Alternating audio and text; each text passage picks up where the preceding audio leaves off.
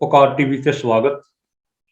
ਅੱਜ ਅਸੀਂ ਪੁਕਾਰ ਟੀਵੀ ਦੇ ਉੱਪਰ ਭਾਰਤੀ ਸੰਵਿਧਾਨ ਦਿਵਸ ਦੇ ਸੰਬੰਧ ਵਿੱਚ ਗੱਲ ਕਰਾਂਗੇ। 26 ਨਵੰਬਰ ਨੂੰ ਭਾਰਤੀ ਸੰਵਿਧਾਨ ਦਿਵਸ ਮਨਾਇਆ ਜਾਂਦਾ ਹੈ। ਮੈਂ ਰਿਸ਼ਪਾਲ ਸਿੰਘ ਤੇ ਪੁਕਾਰ ਟੀਵੀ ਨਾਲ ਜੁੜ ਰਹੇ ਨੇ ਡਾਕਟਰ ਸ਼ਾਮ ਸੁੰਦਰ ਦੀਪਤੀ, ਜੋ ਕਿ ਆਪਣੇ ਆਪ ਵਿੱਚ ਇੱਕ ਨਾਮਵਰ ਸ਼ਖਸੀਅਤ ਨੇ, ਲੇਖਕ ਨੇ, ਬੁਲਾਰੇ ਨੇ, ਸੋਸ਼ਲ ਐਕਟਿਵਿਸਟ ਨੇ ਔਰ government medical college Amritsar Sahib ਦੇ ਵਿੱਚ ਉਹ ਪ੍ਰੋਫੈਸਰ ਦੀਆਂ ਸੇਵਾਵਾਂ ਦੇ ਰਹੇ ਨੇ। ਡਾਕਟਰ ਸ਼ਾਮ ਸੁੰਦਰ ਦੀਪਤੀ ਜੀ, ਪੁਕਾਰ ਟੀਵੀ ਵੱਲੋਂ ਸਮੁੱਚੀ ਟੀਮ ਵੱਲੋਂ ਤੁਹਾਨੂੰ ਜੀ ਆਇਆਂ, ਤੁਹਾਡਾ ਨਿੱਘਾ ਸਵਾਗਤ। ਬਹੁਤ ਬਹੁਤ ਧੰਨਵਾਦ ਰਿਸ਼ਪਾਲ ਸਿੰਘ ਜੀ, ਬਹੁਤ ਬਹੁਤ ਧੰਨਵਾਦ। ਡਾਕਟਰ ਸਾਹਿਬ, ਭਾਰਤੀ ਸੰਵਿਧਾਨ ਦਿਵਸ ਪੂਰਾ ਹਫ਼ਤਾ ਮਨਾਇਆ ਜਾਣਾ ਹੈ ਤੇ ਸਰਕਾਰ ਵੱਲੋਂ ਮਨਾਇਆ ਗਿਆ, ਬਹੁਤ ਸਾਰੀਆਂ ਵਿਦਿਅਕ ਸੰਸਥਾਵਾਂ ਵੱਲੋਂ ਵੀ ਮਨਾਇਆ ਗਿਆ। ਇਹ ਭਾਰਤੀ ਸੰਵਿਧਾਨ ਦਿਵਸ ਮੈਨੂੰ ਇੰਝ ਲੱਗਦਾ ਕਿ ਕੁਝ ਥੋੜੀ ਦੇਰ ਤੋਂ ਮਨਾਉਣਾ ਸ਼ੁਰੂ ਹੋਇਆ, ਬਹੁਤ ਲੰਬੀ ਸਮੇਂ ਤੋਂ ਨਹੀਂ ਮਨਾਇਆ ਜਾਂਦਾ, ਲੇਕਿਨ 26 ਨਵੰਬਰ 1949 ਤੇ ਸਭ ਨੂੰ ਯਾਦ ਹੈ। ਤੇ ਇਹਦੀ ਕੀ ਅਹਿਮੀਅਤ ਹੈਗੀ ਆ? ਸੰਵਿਧਾਨ ਦਿਵਸ ਕਿਉਂ ਮਨਾਇਆ ਜਾਂਦਾ? ਜੀ ਬਿਲਕੁਲ ਸਹੀ ਗੱਲ ਹੈਗੀ ਹੈ। ਵੈਸੇ ਤਾਂ ਦੇਖੋ, ਸੰਵਿਧਾਨ ਆਪਣੇ ਆਪ ਵਿੱਚ ਇੱਕ ਇਹੋ ਜਿਹੀ ਆਪਾਂ ਕਹਿ ਸਕਦੇ ਹਾਂ ਕਿ ਦੇਸ਼ ਦੇ ਲਈ, ਕਿਸੇ ਵੀ ਲੋਕਤੰਤਰ ਦੇਸ਼ ਦੇ ਲਈ ਖਾਸ ਤੌਰ ਤੇ ਇੱਕ ਮੁਕੱਦਸ ਕਿਤਾਬ ਹੁੰਦੀ ਹੈਗੀ ਹੈ। ਇੱਕ ਉਹ ਇਸ ਤਰ੍ਹਾਂ ਦਾ ਡਾਕੂਮੈਂਟ ਹੈਗਾ ਜਿਸ ਦੇ ਸਹਾਰੇ ਮਤਲਬ ਕਿ ਅਸੀਂ ਦੇਸ਼ ਚਲਾਉਣਾ ਹੁੰਦਾ ਹੈਗਾ। ਦੇਸ਼ ਚਲਾਉਣ ਦਾ ਮਤਲਬ ਵੀ ਲੋਕਾਂ ਦੀਆਂ ਜੋ ਵੀ ਇੱਛਾਵਾਂ ਨੇ, ਉਹਨਾਂ ਦੀ ਖਾਹਿਸ਼ਾਂ ਨੇ, ਜਿਸ ਕਰਕੇ ਇੱਕ ਦੇਸ਼ ਬਣਿਆ ਹੁੰਦਾ ਹੈ ਤੇ ਉਹਦੇ ਵਾਸਤੇ ਇੱਕ ਸੰਵਿਧਾਨ ਬਣਾਇਆ ਜਾਂਦਾ ਹੈਗਾ। ਬਿਲਕੁਲ ਤੁਸੀਂ ਸਹੀ ਕਿਹਾ ਕਿ 26 ਨਵੰਬਰ 1949 ਨੂੰ ਮਤਲਬ ਕਿ ਇਹ ਉਸ ਵਕਤ ਦੀ ਜਿਹੜੀ ਮਤਲਬ ਕਿ ਕੌਂਸਟੀਟਿਊਸ਼ਨਲ ਅਸੈਂਬਲੀ ਸੀਗੀ, ਜਿਹੜੇ ਆਪਣੇ ਆਜ਼ਾਦ ਭਾਰਤ ਦੇ ਵਿੱਚ, ਤੇ ਉਹਨਾਂ ਦੇ ਵੱਲੋਂ ਪਾਸ ਕੀਤਾ ਗਿਆ ਵੀ ਆਪਾਂ ਇਸ ਦੇ ਹਿਸਾਬ ਨਾਲ ਹੁਣ ਆਪਣੇ ਦੇਸ਼ ਨੂੰ ਚਲਾਵਾਂਗੇ। ਪਹਿਲਾਂ ਅਸੀਂ ਜੋ ਕਰ ਰਹੇ ਸੀਗੇ, ਜੋ ਚਲਾ ਰਹੇ ਸੀਗੇ, ਜਿਹੜਾ ਦੋ ਕੁ ਸਾਲ ਅਸੀਂ ਮਤਲਬ ਕਿ ਲਗਾਏ, ਉਹ ਜੋ ਅੰਗਰੇਜ਼ਾਂ ਦਾ ਸੰਵਿਧਾਨ ਵੀ 1935 ਤੋਂ ਲਾਗੂ ਸੀਗਾ, ਉਸੇ ਸਾਰੇ ਚੱਲਦਾ ਰਿਹਾ ਤੇ ਬਾਕੀ ਇਸ ਦੌਰਾਨ ਸੰਵਿਧਾਨ ਦੀ ਤਿਆਰੀ ਹੁੰਦੀ ਰਹੀ। ਤੇ 26 ਨਵੰਬਰ 1949 ਨੂੰ ਮਤਲਬ ਕਿ ਉਹ ਜੋ ਵੀ ਸੀਗਾ, ਜੋ ਉਹਦਾ ਫਾਈਨਲ ਜਿਹੜਾ ਰੂਪ ਸੀਗਾ, ਉਹਦਾ ਸਰੂਪ ਸੀਗਾ, ਉਹ ਪ੍ਰਵਾਨਿਤ ਹੋਇਆ ਕੌਂਸਟੀਟਿਊਸ਼ਨਲ ਅਸੈਂਬਲੀ ਵੱਲੋਂ। ਤੇ ਇਹ ਤੈਅ ਹੋਇਆ ਵੀ ਅਸੀਂ ਇਸ ਨੂੰ 26 ਜਨਵਰੀ 1950 ਤੋਂ ਮਤਲਬ ਕਿ ਅਸੀਂ ਇਹਨੂੰ ਹੁਣ ਗਣਤੰਤਰ ਦਿਵਸ ਦੇ ਤੌਰ ਤੇ ਉੱਤੇ ਮਨਾਇਆ ਜਾਵਾਂਗੇ। ਸਾਡੇ ਕੋਲ ਗਣਤੰਤਰ ਦਿਵਸ ਹੈਗਾ, ਅਸੀਂ ਆਜ਼ਾਦੀ ਦਿਵਸ, ਗਣਤੰਤਰ ਦਿਵਸ 15 ਅਗਸਤ, 26 ਜਨਵਰੀ ਹਰ ਸਾਲ ਸਕੂਲਾਂ ਦੇ ਵਿੱਚ ਵੱਡੇ ਪੱਧਰ ਤੇ ਮਤਲਬ ਕਿ ਅਸੀਂ ਇਹਨੂੰ ਮਨਾਉਂਦੇ ਰਹੇ ਹੈਗੇ ਆ। ਜਿਹੜੀ ਤੁਸੀਂ ਗੱਲ ਕੀਤੀ ਵੀ ਸੰਵਿਧਾਨ ਦਿਵਸ ਜਿਹੜਾ ਹੈਗਾ, ਇਹਨੂੰ ਇਸ ਨਾਮ ਦੇ ਨਾਲ 2015 ਦੇ ਵਿੱਚ ਮਨਾਉਣਾ ਸ਼ੁਰੂ ਕੀਤਾ ਗਿਆ। ਇਹ ਤੁਸੀਂ ਕਹਿ ਲਓ ਕਿ ਵੀ 2015 ਦੇ ਵਿੱਚ ਜਿਹੜੀ ਆਪਣੀ ਹੁਣ ਮੌਜੂਦਾ ਸਰਕਾਰ ਹੈਗੀ ਹੈ, ਇਹ ਸਰਕਾਰ ਉਸ ਵਕਤ 2014 ਚ ਆਈ ਤੇ ਉਹਨਾਂ ਨੇ ਇਹ 2015 ਦੇ ਵਿੱਚ ਸੰਵਿਧਾਨ ਦਿਵਸ ਮਨਾਉਣ ਦੇ ਵਾਸਤੇ ਇਹ ਤੈਅ ਕੀਤਾ। ਵੈਸੇ ਤਾਂ ਵਧੀਆ ਗੱਲ ਹੈਗੀ ਹੈ, ਜੇ ਆਪਾਂ ਦੀ ਸਹੀ ਭਾਵਨਾ ਦੇਖੀਏ, ਉਹ ਭਾਵਨਾ ਆਪਾਂ ਦੇਖੀਏ ਤਾਂ ਵਧੀਆ ਗੱਲ ਹੈਗੀ ਹੈ, ਕਿਉਂਕਿ ਇੱਕ ਦੇਸ਼ ਹੈ ਉਹ ਸੰਵਿਧਾਨ ਦੇ ਨਾਲ ਚੱਲਦਾ ਹੈਗਾ। ਉਹ ਸੰਵਿਧਾਨ ਹੈ ਕਿ ਉਹਦੇ ਚ ਦਰਜ ਕੀ ਹੈਗਾ, ਉਹ ਸਭ ਨੂੰ ਪਤਾ ਹੋਣਾ ਚਾਹੀਦਾ, ਜਿਹੜਾ ਕਿ ਅਸੀਂ ਉਸ ਦੇ ਵਿੱਚ ਤਾਂ ਕਾਮਯਾਬ ਹੋਏ ਨਹੀਂ। ਵੈਸੇ ਤਾਂ 26 ਜਨਵਰੀ ਆਪਣੇ ਆਪ ਦੇ ਵਿੱਚ ਗਣਤੰਤਰ ਦਿਵਸ ਸੀਗਾ, ਤੇ ਗਣਤੰਤਰ ਕੀ ਹੁੰਦਾ ਹੈ, ਗਣਤੰਤਰ ਦੇ ਵਿੱਚ ਕਿਵੇਂ ਅਸੀਂ ਮਤਲਬ ਕਿ ਕੰਮ ਕਰ ਰਹੇ ਨੇ, ਲੋਕਾਂ ਦੀਆਂ ਕੀ ਜ਼ਿੰਮੇਵਾਰੀਆਂ ਨੇ, ਲੋਕਾਂ ਦੇ ਕੀ ਅਧਿਕਾਰ ਨੇ। ਉਸ ਤੋਂ ਇਲਾਵਾ ਜਿਹੜੇ ਸਾਡੇ ਚੋਣ ਪ੍ਰਕਿਰਿਆ ਹੈਗਾ, ਉਹਨਾਂ ਨੂੰ ਨੁਮਾਇੰਦੇ ਨੇ, ਆਪਾਂ ਮਤਲਬ ਕਿ MLA ਤੋਂ ਲੈ ਕੇ ਤੇ MP ਤੱਕ, ਰਾਜ ਸਭਾ ਦੇ ਮੈਂਬਰਾਂ ਤੱਕ, ਰਾਸ਼ਟਰਪਤੀ ਤੱਕ, ਪ੍ਰਧਾਨ ਮੰਤਰੀ ਤੱਕ, ਸਾਰਿਆਂ ਦੀਆਂ ਮਤਲਬ ਕਿ ਆਪਾਂ ਬੱਚਿਆਂ ਨੂੰ ਥੋੜਾ ਬਹੁਤਾ ਪੜ੍ਹਾਉਂਦੇ ਹੈਗੇ ਆ। ਜੇ ਮੈਂ ਕਹਾਂਗਾ ਮੈਂ ਵਿਧੀਵਤ ਕੋਈ ਸੰਵਿਧਾਨ ਦਾ ਮਤਲਬ ਕਿ ਵਿਦਿਆਰਥੀ ਨਹੀਂ ਹੈਗਾ, ਪਰ ਕਿਉਂਕਿ ਮੈਂ ਇਸ ਦੇਸ਼ 'ਚ ਰਹਿਣਾ, ਇੱਕ ਦੇਸ਼ ਹੈਗਾ ਜਿਸ ਦਾ ਸੰਵਿਧਾਨ ਨਾਲ ਚੱਲਦਾ ਹੈਗਾ, ਇਸ ਕਰਕੇ ਮਤਲਬ ਕਿ ਮੇਰੀ ਸੰਵਿਧਾਨ ਦੇ ਵਿੱਚ ਰੁਚੀ ਰਹੀ ਹੈਗੀ ਹੈ। ਤੇ ਸਭ ਤੋਂ ਮਤਲਬ ਕਿ ਵੈਸੇ ਤਾਂ ਚਲੋ ਸਾਰਾ ਸੰਵਿਧਾਨ ਹੀ ਆਪਣੇ ਆਪ ਦੇ ਵਿੱਚ ਮਤਲਬ ਕਿ ਸਭ ਨੂੰ ਪਤਾ ਹੋਣਾ ਚਾਹੀਦਾ ਹੈ, ਪਰ ਜੇ ਅਸੀਂ ਮਤਲਬ ਕਿ ਦਿਆਨਤਦਾਰੀ ਦੇ ਨਾਲ ਆਪਣੇ ਲੋਕਾਂ ਨੂੰ, ਸਕੂਲ ਦੇ ਵਿੱਚ ਬੱਚਿਆਂ ਨੂੰ ਜਿਹੜਾ ਪ੍ਰੀਐਂਬਲ ਹੈ, ਜਿਹੜੀ ਆਪਾਂ ਕਹਿ ਸਕਦੇ ਭੂਮਿਕਾ ਹੈਗੀ ਹੈ, ਜਿਹੜੇ ਮੁੱਢਲੇ ਸ਼ਬਦ ਨੇ, ਅਸੀਂ ਉਹਨਾਂ ਨਾਲ ਹੀ ਇੱਕ ਇੱਕ ਸ਼ਬਦ ਨਾਲ ਵਾਕਫ ਕਰਾਈਏ ਤਾਂ ਉਹਦਾ ਇੱਕ ਇੱਕ ਸ਼ਬਦ ਬਹੁਤ ਮਾਇਨੇ ਰੱਖਦਾ ਹੈਗਾ। ਤੇ ਅਸੀਂ ਸੰਵਿਧਾਨ ਦੀ, ਜਦ ਮੈਂ ਕਹਿ ਸਕਦਾ ਕਿ ਉਹ ਪਹਿਲਾ ਪੇਜ ਜਿਹੜਾ ਹੈਗਾ ਉਹ ਉਸ ਦੀ ਰੂਹ ਹੈਗਾ, ਤੇ ਅਸੀਂ ਜੇ ਰੂਹ ਸਮਝਾ ਦਈਏ ਤਾਂ ਫਿਰ ਅੰਦਰ ਜਿਹੜਾ ਹੈਗਾ, ਜੋ ਉਹਦਾ ਫਲਾਹ ਹੈਗਾ, ਉਹਨਾਂ ਸ਼ਬਦਾਂ ਨੂੰ ਸਮਝਾਉਣ ਦਾ, ਉਹਨਾਂ ਸ਼ਬਦਾਂ ਨੂੰ ਮਤਲਬ ਕਿ ਆਪਣੇ ਇੱਕ ਰੂਪ ਦੇਣ ਦਾ, ਉਹ ਸਾਰਿਆਂ ਨੂੰ ਸਮਝ ਆ ਸਕਦਾ ਹੈਗਾ। ਤਾਂ ਇਸ ਕਰਕੇ ਮੈਂ ਕਹਿ ਰਿਹਾ ਕਿ 2015 ਦੇ ਵਿੱਚ ਇਹ ਸਰਕਾਰ ਨੇ ਸ਼ੁਰੂ ਕੀਤਾ। ਜੇ ਆਪਾਂ ਹੁਣ ਦੂਜੀ ਭਾਵਨਾ ਦੇਖੀਏ ਤਾਂ ਇਸ ਸਰਕਾਰ ਦੇ ਉੱਤੇ ਜਿਹੜਾ ਸ਼ੁਰੂ ਤੋਂ ਲੈ ਕੇ 2014 ਤੋਂ ਲੈ ਕੇ ਹੁਣ ਤੱਕ ਇੱਕ ਵੱਡੇ ਪੱਧਰ ਤੇ ਇਲਜ਼ਾਮ ਲੱਗਦਾ ਰਿਹਾ ਹੈਗਾ ਕਿ ਇਹ ਸੰਵਿਧਾਨ ਨਾਲ ਛੇੜਛਾੜ ਕਰ ਰਹੇ ਨੇ, ਸੰਵਿਧਾਨ ਨੂੰ ਖਰਾਬ ਕਰਨਾ ਚਾਹੁੰਦੇ ਨੇ। ਇੱਥੋਂ ਤੱਕ ਵੀ ਲੋਕਾਂ ਦੀਆਂ ਮਤਲਬ ਕਿ ਖਦਸ਼ੇ ਦੇ ਮਾਹਰਾਂ ਨੇ ਵੀ ਇਸ ਸੰਵਿਧਾਨ ਨੂੰ ਬਦਲਣਾ ਚਾਹੁੰਦੇ ਨੇ। ਉਹਨਾਂ ਨੇ ਜਦੋਂ ਮਤਲਬ ਕਿ 1947 ਵਿੱਚ ਦੇਸ਼ ਬਣਿਆ ਤੇ ਜਦੋਂ ਇਹ ਸੰਵਿਧਾਨ ਬਣਿਆ ਤਾਂ ਮਤਲਬ ਕਿ ਉਹਨਾਂ ਨੂੰ ਇਹ ਸੰਵਿਧਾਨ ਜਿਹੜਾ ਸੀਗਾ ਇਹ ਉਸ ਵਕਤ ਵੀ ਬਹੁਤਾ ਪਸੰਦ ਨਹੀਂ ਸੀ ਜਿਸ ਵਿਚਾਰਧਾਰਾ ਦੇ ਲੋਕ ਅੱਜ ਸਾਡੀ ਸਿਆਸਤ ਵਿੱਚ ਹੈਗੇ ਨੇ। ਹਾਂਜੀ ਡਾਕਟਰ ਸਾਹਿਬ, ਭਾਰਤ ਵਿੱਚ ਦਿੱਲੀ ਦੇ ਵਿਗਿਆਨ ਭਵਨ ਦੇ ਵਿੱਚ ਇਸ ਸੰਵਿਧਾਨ ਦਿਵਸ ਨੂੰ ਮਨਾਇਆ ਗਿਆ। ਰਾਸ਼ਟਰਪਤੀ ਸਾਹਿਬ, ਪ੍ਰਧਾਨ ਮੰਤਰੀ ਸਾਹਿਬ ਵੱਲੋਂ ਆਪਣੇ ਜਿਹੜੇ ਸੁਨੇਹੇ ਸਾਂਝੇ ਕੀਤੇ ਗਏ, ਪਰ ਬਹੁਤ ਸਾਰੀਆਂ ਪਾਰਟੀਆਂ, ਖਾਸ ਕਰਕੇ ਮੁੱਖ ਵਿਰੋਧੀ ਪਾਰਟੀਆਂ ਜਿਹੜੀਆਂ ਨੇ, ਉਹਨਾਂ ਨੇ ਸ਼ਮੂਲੀਅਤ ਨਹੀਂ ਕੀਤੀ। ਉਹਨਾਂ ਦੇ ਕੁਝ ਇਤਰਾਜ਼, ਕੁਝ ਰੋਸ, ਕੀ ਰੋਸ ਸੀ, ਕੀ ਇਤਰਾਜ਼ ਸੀ ਜਿਹੜੇ ਉਹ ਸ਼ਾਮਲ ਨਹੀਂ ਹੋਏ?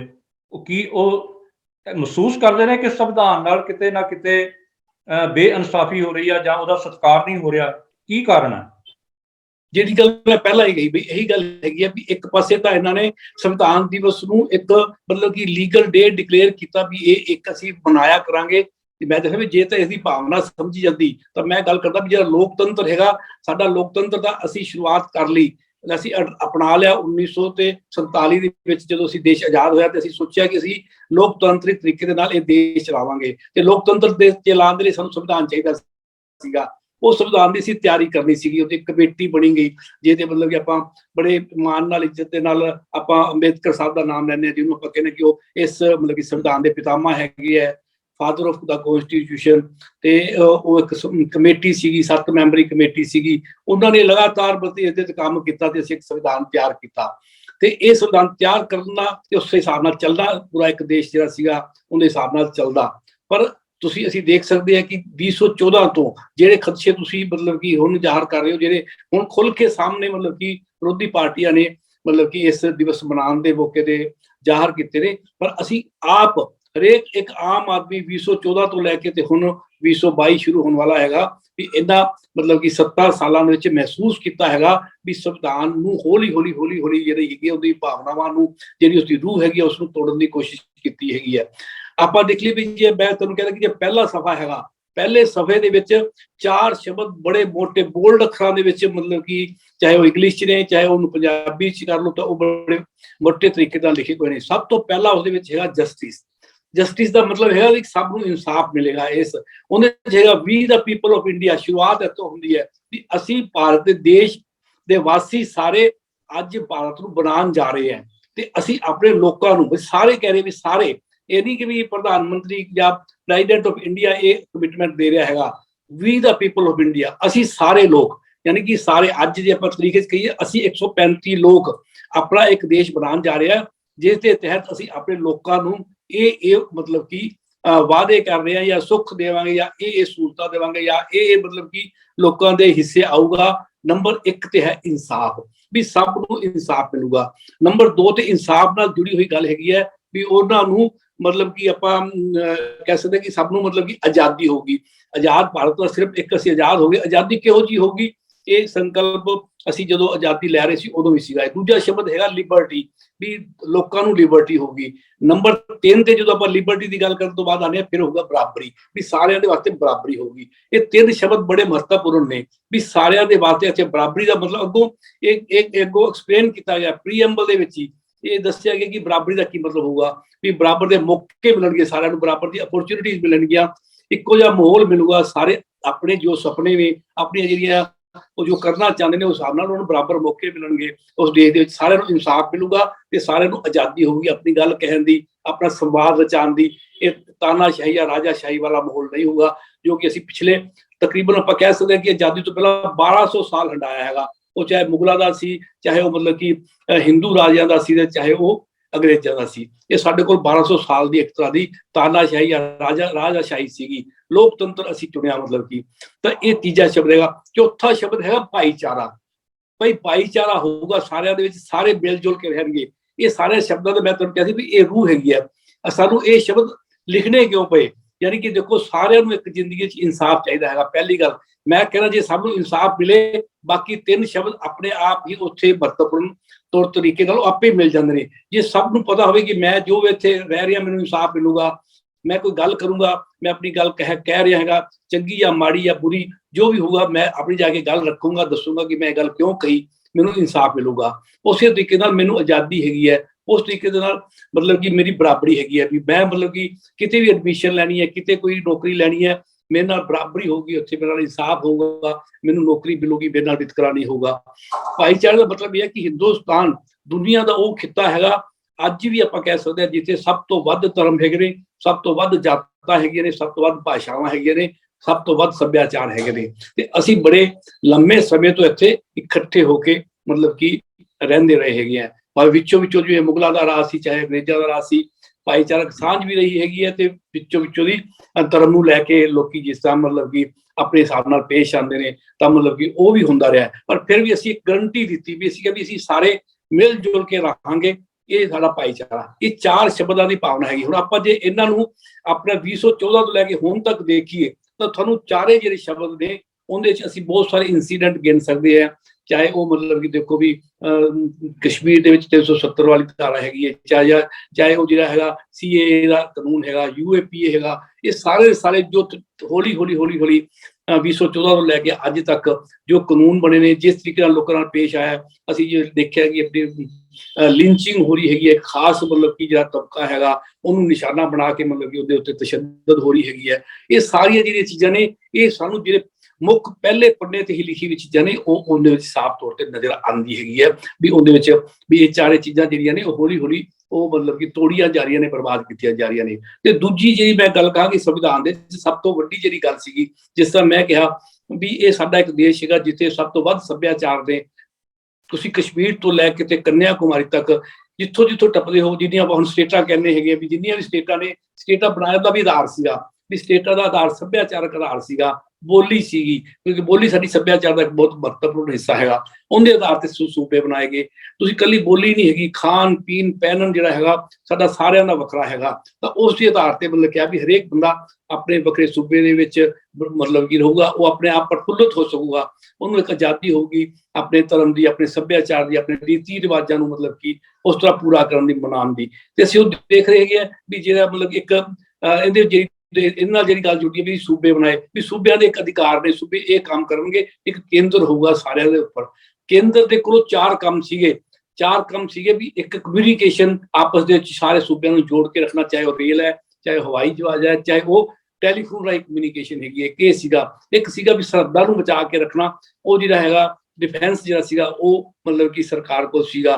ਤੇ ਇੱਕ ਮਤਲਬ ਕਿ ਜਿਹੜੇ ਸੀਗੇ ਇਹ ਜਿਹੜਾ ਟੈਕਸ ਕਲੈਕਸ਼ਨ ਤੇ ਰੈਵਨਿਊ ਦਾ ਡਿਪਾਰਟਮੈਂਟ ਸੀਗਾ।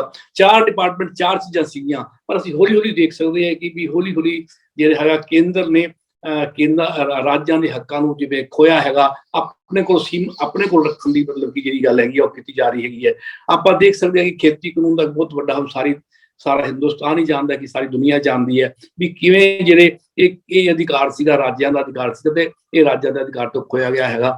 ਜਿਹੜੀ ਗੱਲ ਸਾਨੂੰ ਪਤਾ ਨਹੀਂ, ਬੜੇ ਸੂਖਮ ਤਰੀਕੇ ਨਾਲ ਮਤਲਬ ਕਿ ਜਿਹੜੀ ਹੈਗੀ ਹੈ ਉਹ ਹੈਗੀ ਹੈ ਐਜੂਕੇਸ਼ਨ। ਹੁਣ ਜਿਹੜੀ ਨਿਊ ਐਜੂਕੇਸ਼ਨ ਪਾਲਿਸੀ ਹੈ ਉਹਦੇ ਤੇ ਵੀ ਇੱਕ ਗੱਲ ਹੋਣੀ ਚਾਹੀਦੀ ਹੈ ਵੀ ਉਹ ਨਿਊ ਐਜੂਕੇਸ਼ਨ ਪਾਲਿਸੀ ਦੇ ਵਿੱਚ ਕਿਵੇਂ ਮਤਲਬ ਕਿ ਕੇਂਦਰ ਆਪਣੀਆਂ ਨੀਤੀਆਂ ਲਾਗੂ ਕਰਨਾ ਚਾਹੁੰਦਾ ਹੈਗਾ। ਜਦੋਂ ਅਸੀਂ ਰਾਜਾਂ ਨੂੰ ਬਣਾਇਆ ਹੀ ਇਸ ਆਧਾਰ ਤੇ ਸੀਗਾ ਵੀ ਉਹ ਆਪਣੀ ਸਿੱਖਿਆ, ਆਪਣੀ ਬੋਲੀ, ਆਪਣਾ ਸੱਭਿਆਚਾਰ ਪ੍ਰਫੁੱਲਤ ਕਰਨਗੇ, ਤੇ ਐਜੂਕੇਸ਼ਨ ਹੁੰਦਾ ਇੱਕ ਵਧੀਆ ਮਾਧਿਅਮ ਹੁੰਦਾ ਹੈਗਾ। ਮੈਂ ਸਿਹਤ ਦਾ ਮਤਲਬ ਕਿ ਬੰਦਾ ਹੈਗਾ, ਸਿਹਤ ਆਪਣੇ ਆਪ ਦੇ ਵਿੱਚ ਇੱਕ ਰਾਜਾਂ ਦਾ ਅਧਿਕਾਰ ਸੀਗਾ। ਕਿਤੇ ਵੀ ਉਹਦੇ ਵਿੱਚ ਉਹ ਠੀਕ ਹੈ ਕਿ ਕੋਈ ਬਿਮਾਰੀ ਹੱਦਾਂ ਸਰਹੱਦਾਂ ਨਹੀਂ ਦੇਖਦੀ ਹੈ ਨਾ, ਉਹ ਤਾਂ ਮਤਲਬ ਕਿ ਗੱਲ ਸਿਰਫ ਆਪਣੇ ਸਟੇਟਾਂ ਦੀ ਗੱਲ ਨਹੀਂ ਹੈ। ਸਾਡੇ ਨਾਲ ਪਾਕਿਸਤਾਨ ਦੀ ਹੱਦ ਵੀ ਲੱਗਦੀ ਹੈ, ਬੰਗਲਾਦੇਸ਼ ਦੀ ਵੀ ਲੱਗਦੀ ਹੈ, ਸਾਡੇ ਨਾਲ ਨੇਪਾਲ ਦੀ ਹੱਦ ਵੀ ਲੱਗਦੀ ਹੈ। ਬਿਮਾਰੀਆਂ ਹੱਦਾਂ ਵੀ ਟੱਪ ਜਾਂਦੀਆਂ ਨੇ। ਪਰ ਫਿਰ ਵੀ ਹਰੇਕ ਆਪਾਂ ਜਿਵੇਂ ਕਿਹਾ ਕਿ ਆਪਾਂ ਸ਼੍ਰੀਨਗਰ ਤੋਂ ਲੱਗ ਕੇ ਤੇ ਕੰਨਿਆ ਕੁਮਾਰੀ ਤੱਕ ਆਪਾਂ ਕਹੀਏ ਸੀ ਉਹ ਪਹਾੜ ਨੇ, ਕਿਤੇ ਰੇਗਿਸਤਾਨ ਹੈ, ਕਿਤੇ ਸਾਡੇ ਮੈਦਾਨੀ ਇਲਾਕੇ ਨੇ। ਹਰੇਕ ਸਟੇਟ ਦੀਆਂ ਬਿਮਾਰੀਆਂ ਅਲੱਗ ਨੇ। ਤਾਂ ਮਤਲਬ ਕਿ ਕਹਿਣ ਦਾ ਮਤਲਬ ਇਹ ਇਹਨਾਂ ਦੇ ਪਿੱਛੇ ਪਿਛੋਕੜ ਸੀਗਾ ਵੀ ਆਪਾਂ ਮਤਲਬ ਕਿ ਸਿਹਤ ਨੂੰ ਕਿਉਂ ਰਾਜਾਂ ਨੂੰ ਅਧਿਕਾਰ ਦੇਣਾ ਹੈਗਾ, ਜਿਹੜੀ ਐਜੂਕੇਸ਼ਨ ਕਿਉਂ ਦੇਣੀ ਹੈ। ਖੇਤੀ ਦੀ ਗੱਲ ਵੀ ਹੋਈ ਹੈ। ਮੈਂ ਅਕਸਰ ਇਹਦੇ ਉੱਤੇ ਗੱਲ ਕਰਦੇ ਹੋਏ ਕਿਹਾ ਹੈਗਾ ਵੀ ਤੁਸੀਂ ਨਾਰੀਅਲ ਪੰਜਾਬ ਵਿੱਚ ਨਹੀਂ ਉਗਾ ਸਕਦੇ, ਤੁਸੀਂ ਇੱਥੇ ਬਦਾਮ ਅਖਰੋਟ ਨਹੀਂ ਉਗਾ ਸਕਦੇ। ਉਹ ਬਦਾਮ ਅਖਰੋਟ ਜੇ ਮਤਲਬ ਕਿ ਕਸ਼ਮੀਰ ਚ ਉਗਨੇ ਨੇ ਤਾਂ ਮਤਲਬ ਕਿ ਉਹ ਫਿਰ ਉਹ ਪਾਲਿਸੀ ਬਣਾਉਣਗੇ। ਅਸੀਂ ਮਤਲਬ ਕਿ ਜਿਵੇਂ ਝੋਨਾ ਹੈਗਾ ਸਾਡੇ ਤੇ ਥੋਪਿਆ ਗਿਆ ਹੈਗਾ, ਝੋਨਾ ਸਾਡੀ ਫਸਲ ਨਹੀਂ ਹੈਗੀ, ਤਾਂ ਇਸ ਕਰਕੇ ਇਹ ਥੋਪਿਆ ਗਿਆ ਨੇ। ਜਦੋਂ ਕੇਂਦਰ ਸਾਡੇ ਤੇ ਥੋਪਦਾ ਹੈਗਾ ਵੀ ਤੁਹਾਨੂੰ ਇਹ ਉਗਾਉਣਾ ਪਊਗਾ, ਤਾਂ ਫਿਰ ਮਤਲਬ ਕਿ ਤੁਹਾਨੂੰ ਕੁਝ ਹੋਰ ਢੰਗ ਤਰੀਕਾ ਅਪਣਾਉਂਦਾ ਹੈਗਾ ਵੀ ਲੋਕਾਂ ਨੂੰ ਲਾਲਚ ਦੇ ਕੇ। ਜਦੋਂ ਕਿ ਇਹ ਪਾਲਿਸੀ ਜੇ ਐਗਰੀਕਲਚਰ ਦੀ ਪਾਲਿਸੀ ਸਾਡੀ ਜਿਹੜੀ ਸੀਗੀ ਉਹ ਸਾਡੀ ਆਪਣੀ ਸਰਕਾਰ ਬਣਾਉਂਦੀ, ਸਾਡੀਆਂ ਯੂਨੀਵਰਸਿਟੀਆਂ ਬਣਾਉਂਦੀਆਂ, ਉਹ ਕਰਦੀਆਂ ਤੇ ਦੱਸਦੀਆਂ ਵੀ ਸਾਡੇ ਵਾਸਤੇ ਕੀ ਫਾਇਦੇਮੰਦ ਹੈ। ਮੇਰਾ ਕਹਿਣ ਦਾ ਮਤਲਬ ਇਹ ਹੈਗਾ ਵੀ ਹੌਲੀ ਹੌਲੀ ਅਸੀਂ ਬਿਲਕੁਲ ਇਹ ਦੇਖਿਆ ਹੈਗਾ ਵੀ ਕਿਵੇਂ ਸੰਵਿਧਾਨ ਦੀ ਜਿਹੜੀਆਂ ਮੁੱਖ ਮਤਲਬ ਕਿ ਜਿਹੜੀਆਂ ਹੈਗੀਆਂ ਨੇ ਧਾਰਾਵਾਂ ਨੂੰ ਮਤਲਬ ਕਿ ਕੇਂਦਰ ਨੇ ਉਹਨਾਂ ਨੂੰ ਤੋੜਨ ਦੀ ਕੋਸ਼ਿਸ਼ ਕੀਤੀ ਹੈ ਜਾਂ ਆਪਣੇ ਕੋਲ ਕੇਂਦਰੀਕਰਨ ਕਰਨ ਦੀ ਕੋਸ਼ਿਸ਼ ਕੀਤੀ ਹੈ। ਤਾਂ ਇਹ ਖਦਸ਼ੇ ਹੌਲੀ ਹੌਲੀ ਜਿਹੜੇ ਮਾਹਰਾਂ ਨੇ ਸ਼ੁਰੂ ਤੋਂ ਹੀ ਉਠਾਏ ਸੀ, ਜਦੋਂ ਇੱਕ ਇੱਕ ਸਟੈਪ ਉਹ ਦੇਖ ਰਹੇ ਸੀ ਵੀ ਕੀ ਹੋ ਰਿਹਾ ਹੈਗਾ ਸੰਵਿਧਾਨ ਦੇ ਨਾਲ, ਕੇਂਦਰ ਕੀ ਕਰ ਰਿਹਾ ਹੈਗਾ। ਤੇ ਇਹ ਗੱਲ ਨਹੀਂ ਹੈ ਕਿ ਵੀ ਇਸ ਸਰਕਾਰ ਨੇ ਮਤਲਬ ਕਿ ਕੀਤਾ, ਇਹ ਸ਼ੁਰੂਆਤ ਤਾਂ ਵੈਸੇ ਥੋੜੀ ਬਹੁਤ ਆਪਣੀ 47 ਤੋਂ ਬਾਅਦ ਹੀ ਵਧੀਆ ਤਰੀਕੇ ਦੇ ਨਾਲ ਇਹ ਸੰਵਿਧਾਨ ਨੂੰ ਲੈ ਕੇ ਨਹੀਂ ਹੋਈ, ਕਿਉਂਕਿ ਹਰੇਕ ਜਿਹੜੀ ਵੀ ਪਾਵਰ ਹੁੰਦੀ ਹੈ ਉਹ ਚਾਹੁੰਦੀ ਹੈ ਕਿ ਵੱਧ ਤੋਂ ਵੱਧ ਪਾਵਰ ਸਾਡੇ ਕੋਲ ਆ ਜਾਏ। ਕੇਂਦਰ ਦੇ ਵਿੱਚ ਪਾਵਰ ਆਪਣੇ ਕੋਲ ਰੱਖਣ ਦੀ ਜਿਹੜੀ ਹੈਗੀ ਸੀ ਲਾਲਸਾ ਇਸ ਪਹਿਲੀਆਂ ਸਰਕਾਰਾਂ ਕੋਲ ਵੀ ਰਹੀ ਹੈ। ਪਰ ਹੁਣ ਤਾਂ ਮਤਲਬ ਕਿ ਇਹਦੇ ਪਿੱਛੇ ਇੱਕ ਹੋਰ ਵੀ ਏਜੰਡਾ ਹੈਗਾ, ਜਿਹੜਾ ਅਸੀਂ ਉਹ ਵੀ ਸਪਸ਼ਟ ਤੌਰ ਤੇ ਦੇਖ ਰਹੇ ਹਾਂ ਵੀ ਇਹਨੂੰ ਇੱਕ ਮਤਲਬ ਕਿ ਦੇਸ਼, ਇੱਕ ਭਾਸ਼ਾ, ਇੱਕ ਕਾਨੂੰਨ, ਮਤਲਬ ਕਿ ਉਹ ਜਿਹੜਾ ਹੈਗਾ ਵੀ ਇੱਕ ਅਸੀਂ ਇਸ ਨੂੰ ਮਤਲਬ ਕਿ ਜਿਹਨੂੰ ਆਪਾਂ ਹੋਰ ਕਹੀਏ ਸਹੀ ਸ਼ਬਦਾਂ ਵਿੱਚ ਹਿੰਦੂਵਾਦੀ ਰਾਸ਼ਟਰ ਅਸੀਂ ਇਹਨੂੰ ਬਣਾਉਣ ਵੱਲ ਮਤਲਬ ਕਿ ਲੱਗੇ ਹੋਏ ਨੇ। ਤਾਂ ਉਹ ਏਜੰਡਾ ਹੋਰ ਹੈਗਾ, ਜਿਸ ਦੇ ਕਰਕੇ ਸਾਰੀਆਂ ਜਿਹੜੀਆਂ ਨੇ ਸੰਵਿਧਾਨ ਨੂੰ ਮਤਲਬ ਕਿ ਤੋੜਨ ਜਾਂ ਉਸ ਨੂੰ ਮਰੋੜਨ ਦੀ ਜਿਹੜੀ ਕੋਸ਼ਿਸ਼ ਹੈਗੀ ਹੈ ਉਹ ਲਗਾਤਾਰ ਹੋ ਰਹੀ ਹੈ, ਜਿਸ ਦਾ ਰੋਸ ਮਤਲਬ ਕਿ ਵਿਰੋਧੀ ਪਾਰਟੀਆਂ ਵੀ ਤਾਂ ਕਰ ਹੀ ਰਹੀਆਂ ਨੇ। ਹੋਰ ਜਿਹੜੇ ਮਤਲਬ ਕਿ ਕਹਿ ਰਹਾ ਕਿ ਬੁੱਧੀਜੀਵੀ ਨੇ ਜਿਹੜੇ ਸਮੇਂ-ਸਮੇਂ ਇਸ ਦੇ ਬਾਰੇ ਦੇਖਦੇ ਨੇ, ਪੜ੍ਹਦੇ ਨੇ ਤੇ ਉਹ ਲਿਖਦੇ ਵੀ ਨੇ ਲਗਾਤਾਰ, ਜਿਵੇਂ ਤੁਸੀਂ ਵੀ ਇੱਥੇ ਅੱਜ ਆਪਣੇ ਟੈਲੀਵਿਜ਼ਨ ਦੇ ਸੰਵਿਧਾਨ ਦਿਵਸ ਨੂੰ ਲੈ ਕੇ ਕਰ ਰਹੇ ਹੋ। ਤਾਂ ਇਸ ਤਰ੍ਹਾਂ ਦੇ ਉਪਰਾਲੇ ਜਿਹੜੇ ਨੇ ਛੋਟੇ-ਮੋਟੇ ਹੀ ਸਹੀ ਉਹ ਹੁੰਦੇ ਰਹਿੰਦੇ ਹੈਗੇ ਨੇ। ਹਾਂਜੀ ਹਾਂ ਡਾਕਟਰ ਸਾਹਿਬ, ਤੁਸੀਂ ਅੱਧੇ ਕੁ ਮਿੰਟ ਲਈ ਸਾਹ ਲਵੋਗੇ ਤੇ ਮੇਰੇ ਕੁਝ ਸਵਾਲ ਹੋਣਗੇ ਤੁਹਾਡੇ ਨਾਲ। ਇਹ ਬੜੀ ਵਧੀਆ ਤੁਸੀਂ ਕੁਝ ਜਿਹੜੇ ਨੁਕਤੇ ਸਾਂਝੇ ਕੀਤੇ ਕਿ ਸੰਘੀ ਢਾਂਚਾ ਜੋ ਹੈ ਉਹਦੀ ਸੰਘੀ ਕੁੱਟੀ ਜਾ ਰਹੀ ਹੈ। ਦੂਸਰਾ ਜਿਹੜਾ ਗੁਰਬਾਣੀ ਦਾ ਫਰਮਾਨ ਹੈ ਕਿ ਕੋਈ ਬੋਲੇ ਰਾਮ ਰਾਮ, ਕੋਈ ਖੁਦਾਏ, ਕੋਈ ਸੇਵੈ ਗੁਸਈਆਂ, ਕੋਈ ਅਲਾਹੇ, ਉਸ ਸੰਵਿਧਾਨ ਦੀ ਵੀ ਉਲੰਘਣਾ ਹੋ ਰਹੀ ਹੈ। ਤੇ ਇੱਕ ਸਰਕਾਰ ਨਹੀਂ ਕਰ ਰਹੀ, ਇਹ ਸਰਕਾਰਾਂ ਵਾਰੋ ਵਾਰੀ ਜਿਹੜੀ ਕੁਰਸੀ ਤੇ ਬੈਠਦੀਆਂ ਨੇ ਉਹ ਸੰਵਿਧਾਨ ਦੀ ਉਲੰਘਣਾ ਕਰਦੀਆਂ ਨੇ। ਡਾਕਟਰ ਸਾਹਿਬ, ਮੈਂ ਇੱਕ ਵਿਦੇਸ਼ ਦੀ ਗੱਲ ਕਰਾਂ, ਵਿਦੇਸ਼ ਦੀ ਉਦਾਹਰਣ ਦੇ ਕੇ ਤੁਹਾਡੇ ਨਾਲ ਗੱਲ ਕਰਾਂ ਵੀ ਦੁਨੀਆ ਦਾ ਹਰ ਮੁਲਕ ਜਿਹੜਾ ਹੈ ਉਹ ਪ੍ਰੀਵੈਂਟਿਵ ਡਿਟੈਂਸ਼ਨ ਕਾਨੂੰਨਾਂ ਦਾ ਸਹਾਰਾ ਲੈਂਦਾ ਹੈ। ਤੁਸੀਂ ਗੱਲ ਕੀਤੀ ਵੀ ਇਹਨੂੰ ਕੌਮੀ ਕਾਨੂੰਨ ਦਿਵਸ ਦੇ ਤੌਰ ਤੇ ਵੀ ਜਾਣਿਆ ਜਾਂਦਾ ਹੈ, ਕਾਨੂੰਨ ਬਣਾਏ ਜਾਂਦੇ ਨੇ। ਤੇ ਦੁਨੀਆ ਦੇ ਬਹੁਤ ਸਾਰੇ ਮੁਲਕ ਜਿਹੜੇ ਪ੍ਰੀਵੈਂਟਿਵ ਡਿਟੈਂਸ਼ਨ ਜਿਹੜਾ ਉਹਦੇ ਕਾਨੂੰਨ ਦਾ ਸਹਾਰਾ ਲੈਂਦੇ ਨੇ।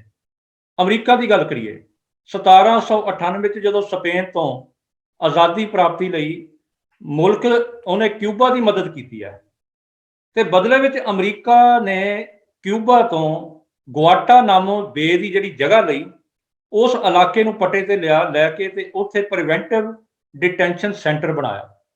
ਤੇ ਤੁਸੀਂ ਜਾਣਦੇ ਹੋ ਕਿ ਉਸ ਸੈਂਟਰ ਦੇ ਵਿੱਚ ਕਿੰਨਾ ਕੁ ਅਣਮਨੁੱਖੀ ਜਿਹੜਾ ਵਿਹਾਰ ਹੁੰਦਾ ਹੈ, ਕਿੰਨਾ ਕੁ ਅਣਮਨੁੱਖੀ ਜਿਹੜਾ ਤਸ਼ੱਦਦ ਹੁੰਦਾ ਹੈ। ਇਸੇ ਤਰ੍ਹਾਂ ਇੰਗਲੈਂਡ ਵਿੱਚ ਪਹਿਲੇ ਤੇ ਦੂਸਰੇ ਜਿਹੜੀਆਂ ਯੁੱਧਾਂ ਸੀ ਉਸ ਸਮੇਂ ਵੀ ਇਹੋ ਜਿਹੇ ਕਾਨੂੰਨ ਬਣੇ ਜਿਹਨਾਂ ਨੂੰ ਪ੍ਰੀਵੈਂਟਿਵ ਡਿਟੈਂਸ਼ਨ ਕਹਿੰਦੇ ਆ, ਜਾਂ ਆਪਾਂ ਕਹਿ ਸਕਦੇ ਹਾਂ ਇਹ ਇਹਤਿਆਤੀ ਹਿਰਾਸਤ ਕਹਿ ਸਕਦੇ ਹਾਂ। ਲੇਕਿਨ ਮੈਂ ਵੱਡਾ ਸਵਾਲ ਕਰਨ ਲੱਗਿਆ ਕਿ ਭਾਰਤ ਦੇ ਸੰਵਿਧਾਨ ਦੇ ਜਿਹੜੇ ਘਾੜੇ ਸਨ, ਉਹਨਾਂ ਨੇ ਸੰਵਿਧਾਨ ਬਣਾਉਂਦਿਆਂ ਇੱਕ ਸਹਿਮਤੀ ਪ੍ਰਗਟ ਕੀਤੀ ਕਿ ਅਸੀਂ ਆਜ਼ਾਦ ਭਾਰਤ ਵਿੱਚ ਐਸਾ ਕੋਈ ਪ੍ਰੀਵੈਂਟਿਵ ਡਿਟੈਂਸ਼ਨ ਜਿਹੜਾ ਲਾ ਨਹੀਂ ਬਣਾਵਾਂਗੇ, ਕੋਈ ਕਾਨੂੰਨ ਸਾਡਾ ਨਹੀਂ ਹੋਵੇਗਾ ਜਿਸ ਨਾਲ ਅਣਮਨੁੱਖੀ ਤਸ਼ੱਦਦ ਕੀਤਾ ਜਾਵੇ, ਅਣਮਨੁੱਖੀ ਵਤੀਰਾ ਕੀਤਾ ਜਾਵੇ। ਪਰ ਭਾਰਤ ਦੇ ਪਹਿਲੇ ਗ੍ਰਹਿ ਮੰਤਰੀ ਜਿਹੜੇ ਸਰਦਾਰ ਪਟੇਲ ਨੇ, ਉਹ 1950 ਦੇ ਵਿੱਚ ਪ੍ਰੀਵੈਂਟਿਵ ਡਿਟੈਂਸ਼ਨ ਐਕਟ ਲੈ ਆਉਂਦੇ ਨੇ। ਤੇ ਫਿਰ ਉਸ ਤੋਂ ਬਾਅਦ ਤੁਸੀਂ ਹੁਣ ਗੱਲ ਆਪ ਨੁਕਤੇ ਸਾਂਝੇ ਕਰ ਰਹੇ ਕਿ ਕਿਹੜੇ ਕਿਹੜੇ ਐਕਟ ਬਣੇ ਆ, ਉਹ ਆਪਾਂ ਫਿਰ ਅੱਗੋਂ ਗੱਲ ਕਰਦੇ ਹਾਂ।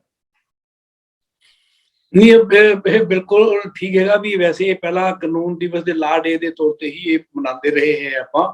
ਤੇ ਦਰਅਸਲ ਦੇਖੋ ਜਿਹੜਾ ਕੋਈ ਵੀ ਦੇਸ਼ ਹੈਗਾ ਉਹ ਚੱਲਦਾ ਤਾਂ ਕਾਨੂੰਨਾਂ ਦੇ ਸਹਾਰੇ ਹੈਗਾ। ਆਪਾਂ ਦੇਖੋ ਲਗਾਤਾਰ ਆਪਾਂ ਕਹਿ ਸਕਦੇ ਹਾਂ ਵੀ 1947 ਤੋਂ ਲੈ ਕੇ ਹੁਣ ਤੱਕ ਕਿੰਨੇ ਕਾਨੂੰਨ ਬਣੇ ਨੇ, ਇਵੇਂ ਸੰਵਿਧਾਨ ਦੇ ਵਿੱਚ ਮਤਲਬ ਕਿ ਸੋਧਾਂ ਵੀ ਹੋਈਆਂ ਹੈਗੀਆਂ ਨੇ। ਉਹ ਕਾਨੂੰਨ ਬਣਾਉਣ ਦੇ ਵਿੱਚ ਕਿਤੇ ਅੜਿੱਕਾ ਮਤਲਬ ਕਿ ਮੈਂ ਤੁਹਾਨੂੰ ਮਤਲਬ ਕਿ ਆਪਣੇ ਅੰਬੇਦਕਰ ਹੋਰੀ ਜਿਵੇਂ ਮੈਂ ਦੱਸਿਆ ਸੀ ਵੀ ਉਹ ਮੇਨ ਤੌਰ ਤੇ ਮਤਲਬ ਕਿ ਇਹਨੇ ਘਾੜੇ ਸੀਗੇ, ਉਹਨਾਂ ਦੀ ਇੱਕ ਸ਼ਬਦ ਨੇ ਮੈਂ ਜਿਹੜੇ ਬੋਲਦਾ ਵੀ ਸੰਵਿਧਾਨ ਲਾਗੂ ਹੋਣ ਤੋਂ ਬਾਅਦ ਜਿਹੜਾ ਸੰਵਿਧਾਨ ਉਹਨਾਂ ਨੇ ਮਤਲਬ ਕਿ ਬਣਾ ਰਹੇ ਸੀਗੇ, ਤੇ ਬਾਅਦ ਜਿਹਨਾਂ ਨੇ ਇੱਕ ਹੋਰ ਗੱਲ ਵੀ ਕਹੀ ਵੀ ਸੰਵਿਧਾਨ ਲਾਗੂ ਹੋਣ ਤੋਂ ਬਾਅਦ ਕੋਈ ਵੀ ਹੋਰ ਕਾਨੂੰਨ, ਅਪ ਕਾਨੂੰਨ, ਨੇਮ, ਆਦੇਸ਼, ਰੂੜੀਵਾਦੀ ਰੀਤੀ ਰਿਵਾਜ ਜਾਂ ਕਹਿ ਲਓ ਕਿ ਜੋ ਵੀ ਚੀਜ਼ ਸੰਵਿਧਾਨ ਦੇ ਵਿਰੁੱਧ ਹੋਵੇਗੀ ਉਹ ਹੁਣ ਲਾਗੂ ਨਹੀਂ ਰਹੇਗੀ, ਉਹ ਹੁਣ ਇੱਥੇ ਮਤਲਬ ਕਿ ਨਹੀਂ ਚੱਲੇਗੀ। ਉਹਨਾਂ ਦਾ ਮਤਲਬ ਸੀਗਾ ਕਿ ਸਾਰੇ ਲੋਕ ਕਿਸੇ ਵੀ ਭੇਦਭਾਵ ਤੋਂ ਬਗੈਰ ਜਾਤ, ਧਰਮ, ਲਿੰਗ ਤੇ ਜਾਂ ਕੋਈ ਹੋਰ ਵੀ ਸਥਾਨ ਉਹ ਸਾਰੇ ਖਤਮ ਹੋ ਜਾਣਗੇ।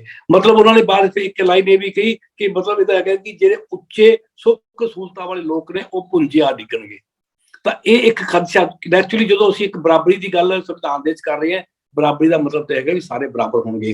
ਪਰ ਆਪਾਂ ਨੂੰ 1947 ਸਮੇਂ ਤੇ ਜਿਵੇਂ ਰਾਜਾਂ ਦਾ ਗਠਨ ਹੋਇਆ, ਕਿਵੇਂ ਮਤਲਬ ਕਿ ਰਾਜਿਆਂ ਨੂੰ ਅਸੀਂ ਅੱਜ ਤੱਕ ਉਸ ਕਹਿ ਲਓ ਕਿ ਗੁਲਾਮੀ ਮਾਨਸਿਕਤਾ ਚੋਂ ਨਹੀਂ ਨਿਕਲੇ ਕਿ ਅਸੀਂ ਮਹਾਰਾਜਾ ਅਮਰਿੰਦਰ ਸਿੰਘ ਸਾਡਾ ਮਤਲਬ ਕਿ ਚੁਣਿਆ ਹੋਇਆ, ਮਤਲਬ ਕਿ ਆਪਾਂ ਦੇਖਦੇ ਆ ਵੀ ਉਹਦੇ ਪਿਓ ਉਹਦੇ ਦਾਦੇ ਕਿਤੇ ਪੜਦਾਦੇ ਰਹੇ ਨੇ, ਤਾਂ ਪਰ ਅਸੀਂ ਉਹ ਜਿਹੜੀ ਲੀਗੇਸੀ ਹੈਗੀ ਆ ਹਜੇ ਵੀ ਉਹਨੂੰ ਦੇਈ ਜਾ ਰਹੇ ਆ ਵੀ ਪਤਾ ਨਹੀਂ ਉਹਦੀ ਆਪਣੀ ਡਿਮਾਂਡ ਹੈ ਜਾਂ ਸਾਡੀ ਆਪਣੀ ਮਾਨਸਿਕਤਾ ਹੈ, ਜਾਂ ਅਸੀਂ ਚਾਪਲੂਸੀ ਵਾਲਾ ਜਿਹੜਾ ਸਾਡਾ ਇੱਕ ਮਾਨਸਿਕਤਾ ਹੈਗਾ ਵੀ ਉਹਨੂੰ ਖੁਸ਼ ਕਰਨ ਦੇ ਲਈ ਤੇ ਮਹਾਰਾਣੀ ਪ੍ਰਨੀਤ ਕੌਰ ਤੇ ਮਹਾਰਾਜਾ ਅਮਰਿੰਦਰ ਸਿੰਘ, ਯਾਨੀ ਕਿ ਇਹ ਉਹ ਇੱਕ ਸਮਾਂ ਸੀਗਾ ਜਦੋਂ ਸੰਵਿਧਾਨ ਲਿਖ ਰਹੇ ਸੀ, ਤਿਆਰ ਕਰ ਰਹੇ ਸੀਗੇ। ਤੇ ਪਰ ਇਹ ਮਤਲਬ ਕਿ ਅਖੀਰ ਦੇ ਵਿੱਚ ਜਦੋਂ ਮਤਲਬ ਕਿ ਅੰਬੇਦਕਰ ਹੋਰਾਂ ਨੂੰ ਪੁੱਛਿਆ ਗਿਆ ਤਾਂ ਉਹਨੂੰ ਦੱਸਿਆ ਸੀਗਾ ਵੀ ਜੋ ਮੈਂ ਚਾਹਿਆ ਸੀਗਾ, ਜੋ ਮੇਰੀ ਇੱਛਾ ਸੀਗੀ, ਕਿਉਂਕਿ ਉਹ ਕਾਨੂੰਨ ਦੇ ਵੀ ਵਿਦਿਆਰਥੀ ਸੀਗੇ, ਉਹਨਾਂ ਨੇ ਬਹੁਤ ਸਾਰੇ ਦੁਨੀਆ ਦੇ ਸੰਵਿਧਾਨ ਪੜ੍ਹੇ ਤੇ ਮਤਲਬ ਕਿ ਉਹਨਾਂ ਨੂੰ ਸਾਹਮਣੇ ਰੱਖ ਕੇ ਮਤਲਬ ਕਿ ਆਪਣੇ ਹਿੰਦੁਸਤਾਨ ਦਾ ਸੰਵਿਧਾਨ ਘੜਿਆ ਗਿਆ। ਕਿਉਂਕਿ ਜਿਹੜੀ ਆਪਾਂ ਗੱਲ ਕਰਿਆ ਵੀ ਜਿਹੜਾ ਡਿਟੈਂਸ਼ਨ ਵਾਲਾ ਮਤਲਬ ਕਿ ਐਕਟ ਸੀਗਾ, ਉਹ ਇਸੇ ਕਰਕੇ ਵੀ ਉਹਨਾਂ ਦੇਖਿਆ ਵੀ ਜਿਹੜੇ ਦੁਨੀਆ ਦੇ ਵਿੱਚ ਇਹ ਚੱਲ ਰਿਹਾ ਹੈਗਾ ਇਹ ਅਣਮਨੁੱਖੀ, ਆਪਾਂ ਇਹਨੂੰ ਨਹੀਂ ਪਾਣਾ। ਤਾਂ ਕਹਿੰਦੇ ਜੋ ਮੇਰੇ ਮਨ 'ਚ ਸੀਗਾ ਉਹ ਸਾਰਾ ਦਾ ਪਹਿਲਾਂ ਪਾਸ ਹੀ ਨਹੀਂ ਹੋਇਆ, ਪ੍ਰਵਾਨ ਹੀ ਨਹੀਂ ਹੋਇਆ। ਪਰ ਜੋ ਪ੍ਰਵਾਨ ਹੋਇਆ, ਜਿੰਨਾ ਚਿਰ ਉਹ ਰਹੇ, ਆਪ ਖੁਦ ਰਹੇ ਮਤਲਬ ਕਿ ਕਾਨੂੰਨ ਮੰਤਰੀ ਦੇ ਤੌਰ ਤੇ ਉਹ ਉਸੇ ਤਰੀਕੇ ਦਾ ਲਾਗੂ ਵੀ ਨਹੀਂ ਹੋਇਆ। ਤੇ ਆਪਾਂ ਬਸ ਉਸ ਤੋਂ ਲਾਗੂ ਹੋਣ ਵਾਲੀ ਗੱਲ ਤਾਂ ਉਹਨਾਂ ਦੇ ਬਾਅਦ ਦੀ ਵੀ ਆਪਾਂ ਤੇ ਵੱਡੀ ਕਹਾਣੀ ਆਪਾਂ ਛੇੜਨੀ ਉਹਦਾ ਛੇੜ ਸਕਦੇ ਹਾਂ।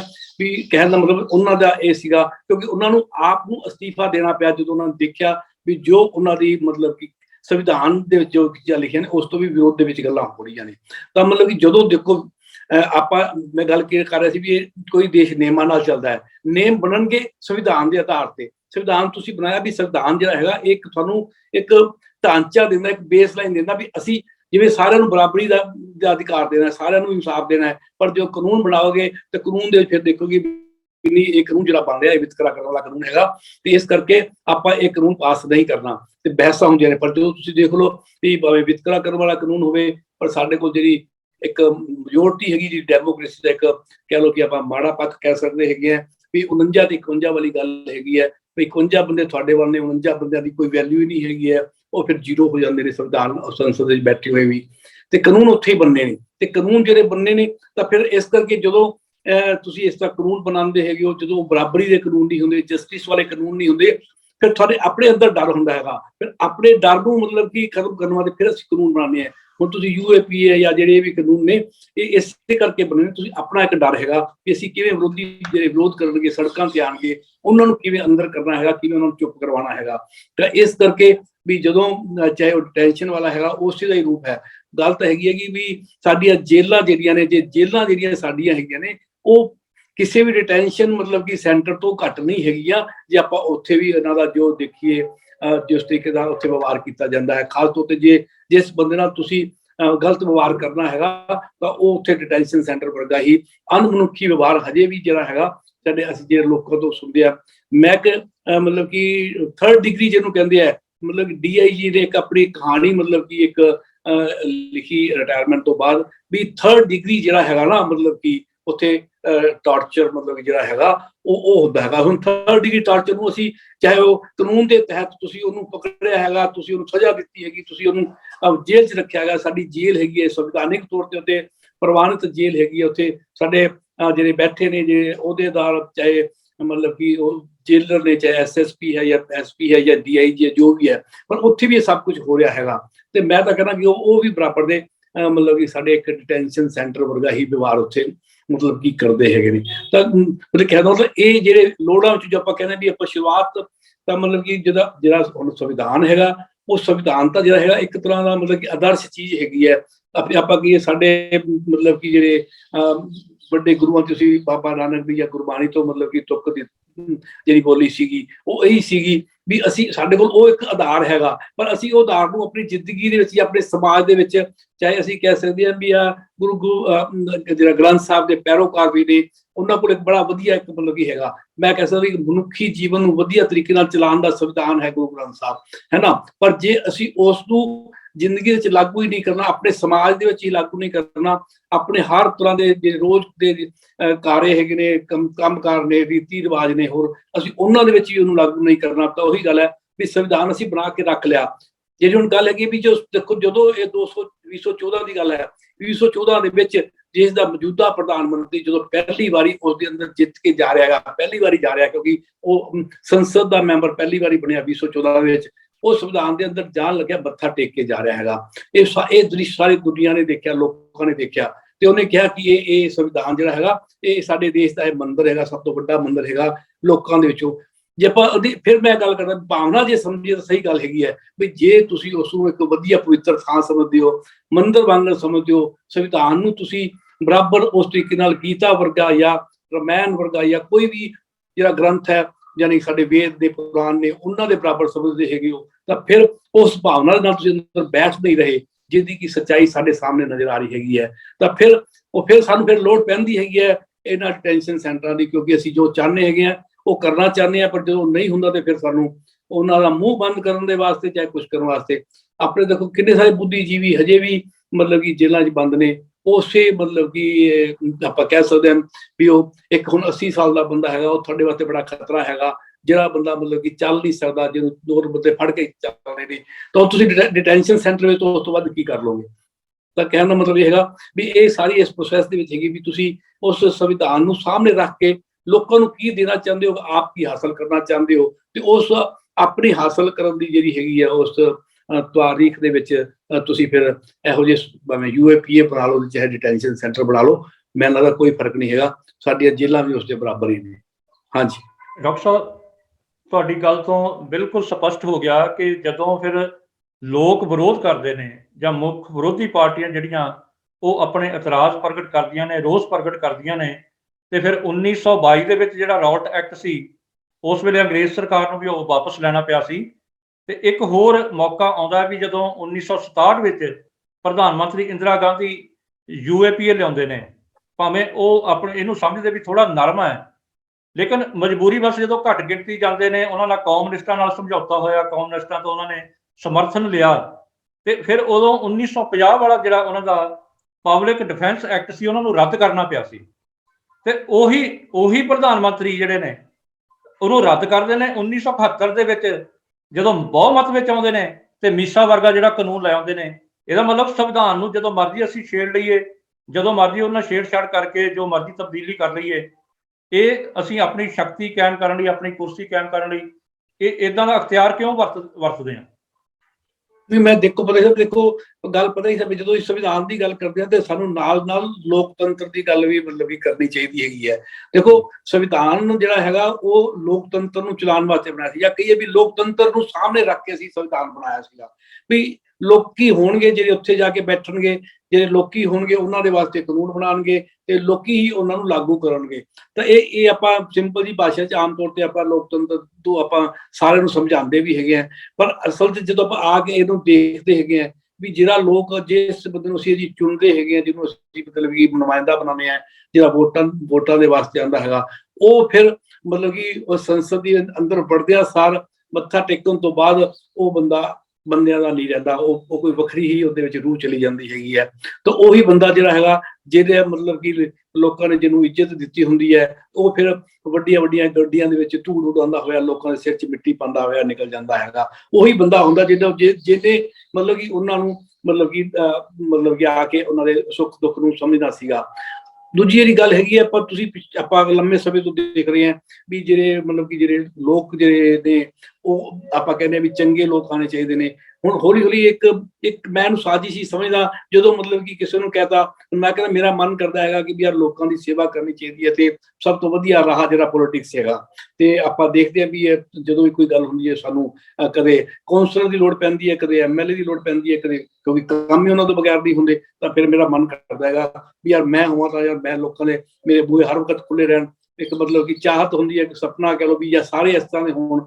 ਤੇ ਪਰ ਤੁਹਾਨੂੰ ਹੌਲੀ ਹੌਲੀ ਜਦੋਂ ਮੈਂ ਇਹ ਖਾਹਿਸ਼ ਜ਼ਾਹਿਰ ਕਰੂੰਗਾ ਤੇ ਮੈਨੂੰ ਕਹਿਣਗੇ ਡਾਕਟਰ ਸਾਹਿਬ ਤੁਸੀਂ ਕਿਹੜੇ ਕੰਮ 'ਚ ਪੈ ਗਏ, ਤੁਹਾਡਾ ਕੰਮ ਨਹੀਂ ਹੈਗਾ, ਤੁਸੀਂ ਬੜੇ ਸ਼ਰੀਫ ਆਦਮੀ ਹੋ, ਤੁਸੀਂ ਬੜੇ ਚੰਗੇ ਆਦਮੀ ਹੋ, ਤੁਸੀਂ ਜਿਹੜਾ ਕੰਮ ਕਰੀ ਜਾਂਦੇ ਹੋ ਵਧੀਆ ਕੰਮ ਕਰੀ ਜਾਂਦੇ ਹੋ, ਤੁਸੀਂ ਡਾਕਟਰੀ ਕਰੋ, ਲੋਕਾਂ ਨੂੰ ਮਤਲਬ ਕਿ ਹੈ ਨਾ ਬਾਹਰ ਲੈਕਚਰ ਦੇ ਕੇ ਆਉਂਦੇ ਵਧੀਆ ਕੰਮ ਕਰਦੇ ਹੋ, ਇਹ ਸਾਡੇ ਤੇ ਛੱਡ ਦਿਓ ਵੀ ਇਹਦਾ ਮਤਲਬ ਕਿ ਗੁੰਡਿਆਂ ਦਾ ਕੰਮ ਹੈ, ਬਦਮਾਸ਼ਾਂ ਦਾ ਕੰਮ ਹੈ, ਇਹ ਤੁਹਾਡੇ ਤੋਂ ਨਹੀਂ ਹੋਣਾ। ਇਹ ਅਸੀਂ ਇੱਕ ਬਣਾਤਾ ਮਤਲਬ ਕਿ ਪਿਕਚਰ ਹੀ ਬਣਾਤੀ ਮਤਲਬ ਕਿ ਵੀ ਇਹ ਜਿਹੜਾ ਹੈਗਾ ਪੋਲੀਟਿਕਸ ਵੀ ਤਾਂ ਕਿ ਕੋਈ ਚੰਗਾ ਬੰਦਾ ਅੱਗੇ ਆਵੇ ਨਾ, ਆਉਣ ਦੀ ਹਿੰਮਤ ਹੀ ਨਾ ਕਰੇ, ਸੋਚੇ ਹੀ ਨਾ। ਤਾਂ ਮਤਲਬ ਕਿ ਇਹਨੂੰ ਮਤਲਬ ਕਿ ਇਹ ਇੱਕ ਦਿਨ ਚ ਨਹੀਂ ਹੋਇਆ, ਪਰ ਹੌਲੀ ਹੌਲੀ ਤੁਸੀਂ ਦੇਖ ਸਕਦੇ ਆ। ਅੱਜ ਮੈਂ ਅੰਦਾਜ਼ਾ ਲਗਾਣਾ ਕਿ ਚਾਹੇ MLA ਹੈ ਚਾਹੇ MP ਹੈ, ਹਿੰਦੁਸਤਾਨ ਦੇ ਵਿੱਚ ਕੋਈ 1000-1200 ਬੰਦਾ ਹੈਗਾ ਜਿਹੜਾ ਕਿ ਮਤਲਬ ਕਿ ਕਦੇ ਅਕਾਲੀਆਂ ਚਲਾ ਜਾਂਦਾ, ਕਦੇ ਕਾਂਗਰਸ ਚਲ ਜਾਂਦਾ, ਕਦੇ BJP ਚਲ ਜਾਂਦਾ, ਕਦੇ ਉੱਧਰ ਚਲ ਜਾਂਦਾ ਹੈਗਾ। ਉਹ ਹੀ ਹੈਗੇ ਨੇ ਕੁਛ ਪਰਿਵਾਰ ਨੇ, 50-60 ਪਰਿਵਾਰ ਨੇ, 1000-1200 ਬੰਦੇ ਹੈਗੇ ਨੇ। ਜੇ ਤੁਹਾਨੂੰ ਪਿਛਲੇ ਲੰਮੇ ਸਮੇਂ ਤੋਂ, ਜਦੋਂ ਤਾਂ ਚਲੋ ਮੈਨੂੰ ਪੋਲਿਟਿਕਸ ਦੇ ਵਿੱਚ ਬੜਾ ਮੋਟਾ ਰੁਚੀ ਹੋਣ ਲੱਗੀ ਹੈ, ਮੈਂ ਦੇਖਣ ਲੱਗਿਆ ਤੇ ਜਾਂ ਉਹਨਾਂ ਨੂੰ ਸਮਝਣ ਲੱਗਿਆ, ਮੈਨੂੰ ਨਹੀਂ ਲੱਗਦਾ ਕਿ ਕੋਈ ਨਵੇਂ ਬੰਦੇ ਅੱਜ ਮੈਂ ਗਿਣ ਸਕਾਂ। ਜੇ ਗਿਣ ਸਕਾਂ ਤੇ 5 ਜਾਂ 10 20 ਬੰਦੇ ਤੁਹਾਨੂੰ ਵੱਧ ਤੋਂ ਵੱਧ ਤੁਹਾਡੀ ਲਿਸਟ ਖਤਮ ਹੋ ਜਾਊਗੀ। ਤਾਂ ਮਤਲਬ ਕਿ ਇਹ ਇੱਕ ਜਿਹੜਾ ਤਰੀਕਾ ਹੈਗਾ ਵੀ ਹੁਣ ਫਿਰ ਹੈਗਾ ਇਹ ਸਵਾਲ ਵੀ ਇਹਦਾ ਮਤਲਬ ਸੱਤਾ ਵਿੱਚ ਬਣੇ ਰਹਿਣ ਦਾ ਸਵਾਲ ਹੈਗਾ, ਚਾਹੇ ਕਿਸੇ ਵੀ ਤਰੀਕੇ ਦੇ ਨਾਲ ਆਪਾਂ ਮਤਲਬ ਕਿ ਉਸ ਨੂੰ ਕਰ ਲਈਏ, ਚਾਹੇ ਪਾਰਟੀ ਬਦਲ ਕੇ ਕਰ ਲਈਏ, ਚਾਹੇ ਮਤਲਬ ਕਿ ਗੁੰਡਿਆਂ ਦੇ ਨਾਲ ਰਲ ਕੇ ਕਰ ਲਈਏ, ਚਾਹੇ ਸਮਗਲਿੰਗ ਨਾਲ ਪੈਸੇ ਇਕੱਠੇ ਕਰ ਲਈਏ। ਤੇ ਤੁਸੀਂ ਦੇਖੋ ਵੀ ਜਿਹੜੀ ਇੱਥੇ ਪੰਜਾਬ ਦੇ ਖਾਸ ਤੌਰ ਤੇ ਨਸ਼ੇ ਦੀ ਗੱਲ ਚੱਲਦੀ ਹੈ, ਨਸ਼ੇ ਦਾ ਸਭ ਤੋਂ ਵੱਧ ਇਸਤੇਮਾਲ ਜਿਹੜਾ ਹੈਗਾ ਉਹ ਪੋਲਿਟਿਕਸ ਦੇ ਵਿੱਚ ਹੁੰਦਾ ਹੈ, ਆਪਣੀ ਸੀਟਾਂ ਮਤਲਬ ਕਿ ਜਿੱਤਣ ਦੇ ਵਾਸਤੇ। ਕਿੰਨਾ ਪੈਸਾ ਮਤਲਬ ਕਿ ਵੰਡਿਆ ਜਾਂਦਾ ਆਪਾਂ ਅੰਦਾਜ਼ਾ ਨਹੀਂ ਲਗਾ ਸਕਦੇ। ਨਸ਼ੇ ਵੰਡੇ ਜਾਂਦੇ ਆ, ਸ਼ਰਾਬਾਂ ਵੰਡੀ ਜਾਂਦੇ ਨੇ, ਤੇ ਮਤਲਬ ਕਿ ਤੁਸੀਂ ਹੋਰ ਦੇਖ ਲਓ ਵੀ ਅੱਜ ਕੱਲ੍ਹ ਪਿਛਲੇ ਕਾਫੀ ਸਮੇਂ ਤੋਂ ਤਾਂ ਮਤਲਬ ਕਿ ਗਿਫਟ ਦੇਣ ਵਾਲੀ ਗੱਲ ਹੈਗੀ ਹੈ, ਕੰਬਲ ਦਿੱਤੇ ਜਾ ਰਹੇ ਨੇ, ਮਤਲਬ ਕਿ ਇਹ ਪਹਿਲਾਂ ਹੀ ਦਿੱਤੇ ਜਾ ਰਹੇ ਨੇ, ਵੋਟਾਂ ਪੈਣ ਤੋਂ ਪਹਿਲਾਂ ਦਿੱਤੇ ਜਾ ਰਹੇ ਨੇ। ਤੁਸੀਂ ਦੇਖੋ ਵੀ ਇੰਨਾ ਵੱਡਾ ਮਤਲਬ ਇੱਕ ਤਾਂ ਇਹ ਹਿੱਸਾ ਹੈਗਾ। ਦੂਜਾ ਹੈਗਾ ਵੀ ਤੁਸੀਂ ਦੇਖੋ ਵੀ ਇੰਨੀਆਂ ਵੱਡੀਆਂ ਰੈਲੀਆਂ ਜਿਹੜੀਆਂ ਹੁੰਦੀਆਂ ਨੇ, ਤੁਸੀਂ ਦੇਖ ਲਓ 50-50 ਹਜ਼ਾਰ ਲੱਖ ਬੰਦਾ ਉੱਥੇ ਆ ਰਿਹਾ, ਉਹ ਆ ਕੀ ਰਿਹਾ ਹੈਗਾ, ਲਿਆਇਆ ਜਾ ਰਿਹਾ ਹੈਗਾ, ਉਹਨਾਂ ਨੂੰ ਦਿਹਾੜੀ ਦਿੱਤੀ ਜਾ ਰਹੀ ਹੈਗੀ ਹੈ। ਬੰਦਾ ਉੱਥੇ ਲੇਬਰ ਚੌਕ ਵਿੱਚ ਬੰਦੇ ਖੜੇ ਆ, ਉਹਨਾਂ ਨੂੰ ਕਹਿ ਵੀ ਤੈਨੂੰ ਦਿਹਾੜੀ ਚਾਹੀਦੀ, ਆ ਜਾ ਤੂੰ ਬੈਠ ਇਹਦੇ ਵਿੱਚ।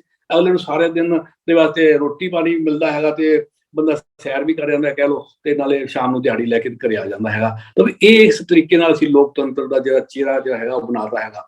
ਇਹ ਗੱਲ ਮੈਂ ਤਾਂ ਕਹਿ ਰਿਹਾ ਕਿ ਅਸੀਂ ਮਤਲਬ ਕਿ ਜਿਨ੍ਹਾਂ ਲੋਕਾਂ ਨੇ ਜ਼ਿੰਮੇਵਾਰੀ ਲਈ ਸੱਤਾ ਵਿੱਚ ਆ ਕੇ ਤੇ ਸੰਵਿਧਾਨ ਨੂੰ ਦੀ ਸਹੁੰ ਖਾ ਕੇ ਅੰਦਰ ਬੈਠੇ, ਉਹ ਸੰਵਿਧਾਨ ਦੇ ਬਾਰੇ ਲੋਕਾਂ ਨੂੰ ਦੱਸਣਾ ਸੀਗਾ ਕਿ ਇਹ ਸੰਵਿਧਾਨ 'ਚ ਹੈ ਕੀ। ਅਸੀਂ ਕਿਸੇ ਵੀ ਪੱਧਰ ਤੇ, ਮੈਂ ਮਹਿਸੂਸ ਕਰਦਾ ਸੀ ਕਿਸੇ ਵੀ ਪੱਧਰ ਤੇ ਅਸੀਂ ਸਵੇਰੇ ਸਕੂਲ ਦੀ ਅਸੈਂਬਲੀ ਦੇ ਵਿੱਚ ਕਿਉਂ ਨਹੀਂ ਬੱਚਿਆਂ ਨੂੰ ਦੱਸ ਸਕਦੇ ਵੀ ਅਸੀਂ ਇਸ ਜਿਹੜਾ ਸਾਡਾ ਦੇਸ਼ ਹੈ, ਇਹ ਦੇਸ਼ ਦਾ ਇੱਕ ਸੰਵਿਧਾਨ ਹੈਗਾ, ਇਹ ਸੰਵਿਧਾਨ ਦੀ ਮੁੱਖ ਪਹਿਲਾ ਪੰਨਾ ਹੈਗਾ, ਉਸ ਤੋਂ ਬਾਅਦ ਹੋਰ ਇਹਦੇ ਫੰਕਸ਼ਨ ਨੇ। ਅਸੀਂ ਮਤਲਬ ਕਿ ਕਿਉਂ ਹੌਲੀ ਇਹ ਸਾਰਾ ਕੁਝ ਬੱਚਿਆਂ ਦੇ ਦਿਮਾਗ ਵਿੱਚ ਨਹੀਂ ਪਾਉਂਦੇ। ਹੁਣ ਅਸੀਂ ਇੱਕ ਹਫ਼ਤਾ ਕਰ ਲਿਆ, ਪਹਿਲਾਂ ਸੰਵਿਧਾਨ ਦਿਵਸ ਮਨਾਇਆ, ਹੁਣ ਸੰਵਿਧਾਨ ਹਫ਼ਤਾ ਬਣਾ ਲਿਆ। ਚਾਹੇ ਹੁਣ ਤੁਸੀਂ ਹੁਣ ਹੌਲੀ ਜਦੋਂ ਚੋਣਾਂ ਆਉਣਗੀਆਂ, ਚੋਣਾਂ ਦੇ ਵਾਸਤੇ ਪ੍ਰਚਾਰ ਹੋਊਗਾ ਵੀ ਸਾਰੇ ਜਣੇ ਵੋਟ ਪਾਓ। ਕਿਸੇ ਨੂੰ ਇਹ ਨਹੀਂ ਦੱਸਣਾ ਵੀ ਵੋਟ ਕਿਉਂ ਪਾਈ ਦੀ ਹੈ, ਕੀ ਮਤਲਬ ਹੈਗਾ, ਤੁਹਾਡੇ ਵੋਟ ਦਾ ਕੀ ਲੈਣਾ ਦੇਣਾ ਹੈਗਾ। ਯਾਨੀ ਕਿ ਜਿਹੜਾ ਐਜੂਕੇਸ਼ਨ ਵਾਲਾ ਪੱਖ ਸੀਗਾ ਲੋਕਾਂ ਨੂੰ ਦੱਸਣ ਦਾ ਵੀ ਅਸੀਂ ਇੱਕ ਸੰਵਿਧਾਨ ਦੇ ਰਾਹੀਂ ਇੱਕ ਦੇਸ਼ ਚਲਾਉਣ ਦੇ ਵਾਸਤੇ ਮਿੱਥਿਆ ਹੈਗਾ, ਤੁਸੀਂ ਸਾਰੇ ਉਹਦਾ ਹਿੱਸਾ ਹੈਗੇ ਹੋ। ਵੀ ਦਾ ਪੀਪਲ ਆਫ ਇੰਡੀਆ, ਇਹ ਇੱਥੋਂ ਸ਼ੁਰੂ ਹੁੰਦਾ ਹੈ, ਪਹਿਲੀ ਲਾਈਨ ਇੱਥੋਂ ਸਟਾਰਟ ਹੁੰਦੀ ਹੈ ਵੀ ਅਸੀਂ ਐਸੋ ਭਾਰਤ ਦੇ ਦੇਸ਼ ਵਾਸੀ ਸਾਰੇ ਅੱਜ ਇੱਕ ਸੰਵਿਧਾਨ ਦੇ ਰਾਹੀਂ ਇੱਕ ਦੇਸ਼ ਬਣਾਉਣ ਚੱਲੇ ਆ, ਜਿੱਥੇ ਦੇਸ਼ ਦੇ ਵਿੱਚ ਲੋਕਾਂ ਨੂੰ ਮਤਲਬ ਕਿ ਮਤਲਬ ਕਿ ਜਿਹੜੇ ਹੈਗੇ ਨੇ ਖਾਸ ਵਿਸ਼ੇਸ਼ ਤੌਰ ਤੇ ਇਹ ਸਹੂਲਤਾਂ ਜਿਹੜੀਆਂ ਨੇ ਸਾਰਿਆਂ ਨੂੰ ਮਿਲਣਗੀਆਂ। ਅਸੀਂ ਸਾਰੇ ਯਾਨੀ ਕਿ ਸਾਰੇ ਜਾਏ, ਕਿਉਂਕਿ ਫਿਰ ਜੇ ਅਸੀਂ ਕਹਿ ਰਹੇ ਹਾਂ ਤਾਂ ਅਸੀਂ ਮਤਲਬ ਜਿਹੜਾ ਬੰਦਾ ਬੈਠਾ ਹੈਗਾ MLA ਬਣ ਕੇ, ਚਾਹੇ MP ਬਣ ਕੇ, ਚਾਹੇ ਕੌਂਸਲਰ ਬਣ ਕੇ, ਉਹ ਅਸੀਂ ਵਿੱਚੋਂ ਹੀ ਹੈ, ਵੀ ਦਾ ਪੀਪਲ ਆਫ ਇੰਡੀਆ ਹੀ ਹੈਗਾ ਉਹ। ਤਾਂ ਇਸ ਕਰਕੇ ਉਹ ਉੱਥੇ ਚਲਾ ਗਿਆ, ਉਹਨੇ ਵੱਖਰੀ ਜ਼ਿੰਮੇਵਾਰੀ ਲੈ ਲਈ, ਚਾਹੇ ਉਹ MLA ਬਣ ਕੇ ਲੈ ਲਈ, ਚਾਹੇ MP ਬਣ ਕੇ ਲੈ ਲਈ, ਤੇ ਚਾਹੇ ਕਿਸੇ ਹੋਰ ਆਪਾਂ ਪੁਲਿਸ ਵਿੱਚ ਲੈ ਲਈ, ਚਾਹੇ ਪ੍ਰਸ਼ਾਸਨਿਕ ਲੈ ਲਈ। ਹੁਣ DC ਜਿਹੜਾ ਹੈਗਾ ਉਹ ਵੀ ਤਾਂ ਸਾਡੇ ਘਰੋਂ ਹੀ ਕੋਈ ਬੱਚਾ ਹੈਗਾ, ਉਵੇਂ ਮਤਲਬ ਕਿ SSP ਵੀ ਸਾਡੇ ਘਰੋਂ ਹੀ ਕੋਈ ਬੱਚਾ ਹੈਗਾ, ਇਹ ਦੇਸ਼ ਦਾ ਵਾਸੀ ਹੈਗਾ, ਸਾਰੇ ਸੰਵਿਧਾਨ ਦੀ ਸਹੁੰ ਵੀ ਖਾਂਦੇ ਹੈਗੇ ਨੇ। ਤਾਂ ਮਤਲਬ ਕਿ ਤੁਸੀਂ ਇਹ ਦੇਖ ਲਓ ਵੀ ਸੱਤਾ ਵਿੱਚ ਬਣੇ ਰਹਿੰਦੀ, ਆਪਣੀ ਪੋਜੀਸ਼ਨ ਤੇ ਬਣੇ ਰਹਿੰਦੀ। ਹੁਣ ਦੇਖੋ ਹੁਣ ਡਿਪਟੀ ਕਮਿਸ਼ਨਰ ਹੈਗਾ, ਉਹਦੀ ਦੌੜ ਲੱਗਦੀ ਹੈ ਕਿ ਮੈਨੂੰ ਅੰਮ੍ਰਿਤਸਰ ਜ਼ਿਲ੍ਹਾ ਹੀ ਮਿਲਣਾ ਚਾਹੀਦਾ ਹੈ, ਕਿਉਂਕਿ ਉਹਨੂੰ ਪਤਾ ਵੀ ਇੱਥੇ ਅੰਮ੍ਰਿਤਸਰ ਜ਼ਿਲ੍ਹਾ ਹੈਗਾ, ਇਹ ਬਾਰਡਰ ਦਾ ਜ਼ਿਲ੍ਹਾ ਹੈਗਾ, ਤੇ ਇੱਥੇ ਪੈਸੇ ਪੂਸੇ ਬੜੇ DC ਅੰਮ੍ਰਿਤਸਰ ਲੈਣ ਦਾ ਵਾਸਤੇ ਵੀ ਦੌੜ ਹੈਗੀ ਹੈ। ਐਵੇਂ ਕੋਈ DC ਕੋਈ ਮਾਨਸਾ ਨਹੀਂ ਲੱਗਣਾ ਚਾਹੁੰਦਾ, ਕੋਈ ਮਤਲਬ ਕਿ DC ਕਪੂਰਥਲਾ ਨਹੀਂ ਲੱਗਣਾ ਚਾਹੁੰਦਾ, ਲੁਧਿਆਣਾ ਲੱਗਣਾ ਚਾਹੁੰਦਾ, ਜਾਂ ਅੰਮ੍ਰਿਤਸਰ ਲੱਗਣਾ ਚਾਹੁੰਦਾ, ਜਾਂ ਪਟਿਆਲੇ ਲੱਗਣਾ ਚਾਹੁੰਦਾ ਹੈਗਾ। ਇਹ ਕਿਉਂ ਮਤਲਬ ਕਿ ਐਵੇਂ ਪੁਲਿਸ ਸਟੇਸ਼ਨ ਜਿਹੜੇ ਨੇ ਉਹ ਵਿਕਦੇ ਹੈਗੇ ਨੇ। ਆਪਾਂ ਨੂੰ ਪਤਾ ਹੈਗਾ ਸਾਰੀਆਂ ਗੱਲਾਂ ਦਾ, ਜਿਹੜੀਆਂ ਮਤਲਬ ਕਿ ਆਪਾਂ ਕਰ ਰਹੇ ਹਾਂ, ਕੋਈ ਨਵੀਆਂ ਗੱਲਾਂ ਨਹੀਂ ਹੈਗੀਆਂ, ਸਾਰੇ ਜੱਗ ਜ਼ਾਹਰ ਹੈਗੀਆਂ ਨੇ। ਤਾਂ ਆਪਾਂ ਉਹਨਾਂ ਪਿੱਛੇ ਦੀ ਭਾਵਨਾ ਦੇਖੀਏ, ਤੇ ਉਹ ਭਾਵਨਾ ਜਿਹੜੀ ਹੈਗੀ ਹੈ ਸੰਵਿਧਾਨ ਦੇ ਵਿਰੁੱਧ ਹੈਗੀ ਹੈ। ਤੇ ਇਸ ਮੋੜ ਤੇ ਅਸੀਂ ਪਹੁੰਚੇ ਹੈਗੇ ਆ, ਕਹਿੰਦੇ ਨਾ ਵੀ ਕਿਸ ਮੋੜ ਤੇ ਅਸੀਂ ਆ ਗਏ ਹੈਗੇ ਆ। ਇਹ ਮੋੜ ਇੱਕੋ ਦਮ ਨਹੀਂ ਆਇਆ ਹੈਗਾ, ਇਹ ਹੌਲੀ ਮਤਲਬ ਆਇਆ ਹੈਗਾ। ਸਾਨੂੰ ਉਹ ਮੋੜ ਜਦੋਂ ਹੋਇਆ, ਸਟਾਰਟ ਹੋਇਆ, ਉਹ ਲੱਭਣ ਦੀ ਗੱਲ ਹੈਗੀ ਹੈ। ਆਪਾਂ 1947 ਤੋਂ ਬਾਅਦ ਮੈਂ ਕਹਿੰਦਾ ਕਿ ਲਗਭਗ 70 ਸਾਲ ਤੱਕ 1970 ਤੱਕ ਅਸੀਂ ਗਾਣਿਆਂ ਦਾ ਦੇਖ ਸਕਦੇ ਹਾਂ ਵੀ ਕਿਵੇਂ ਦੇਸ਼ ਭਗਤੀ ਦੇ ਗਾਣੇ ਸੀ, ਕਿਵੇਂ ਜੋਸ਼ ਸੀਗਾ ਵੀ ਅਸੀਂ ਦੇਸ਼ ਨੂੰ ਕੀ ਬਣਾ ਦਾਂਗੇ। ਤੇ ਬਣਾਉਣ ਵਾਲੇ ਲੱਗੇ ਵੀ, ਤੇ ਇੱਕਦਮ ਫਿਰ ਹੌਲੀ ਹੌਲੀ ਉਸ ਤੋਂ ਬਾਅਦ ਜਿਹੜਾ ਹੈਗਾ ਵੀ ਇਹ ਇਸ ਨਿਗਾਰ ਵਾਲੇ ਪਾਸੇ ਪਏ ਹੈਗੇ ਹੈ। ਸਾਨੂੰ ਉਹਨਾਂ ਵੱਲ ਟ੍ਰੇਸ ਕਰਨਾ ਚਾਹੀਦਾ ਹੈ, ਕਿਉਂਕਿ ਮੇਰੀ ਜਿਹੜੀ ਇੱਕ ਸਮਝ ਰਹੀ ਹੈਗੀ ਹੈ ਵੀ ਜਦ ਤੱਕ ਅਸੀਂ ਆਪਣੀਆਂ ਕਮੀਆਂ, ਜਿਹੜੀਆਂ ਕਮਜ਼ੋਰੀਆਂ ਤੇ ਕਿੱਥੇ ਗਲਤੀ ਕੀਤੀ ਹੈ ਉਹਨੂੰ ਨਹੀਂ ਫੜਦੇ, ਅਸੀਂ ਸੁਧਾਰ ਨਹੀਂ ਮਤਲਬ ਕਿ ਕਰ ਸਕਦੇ।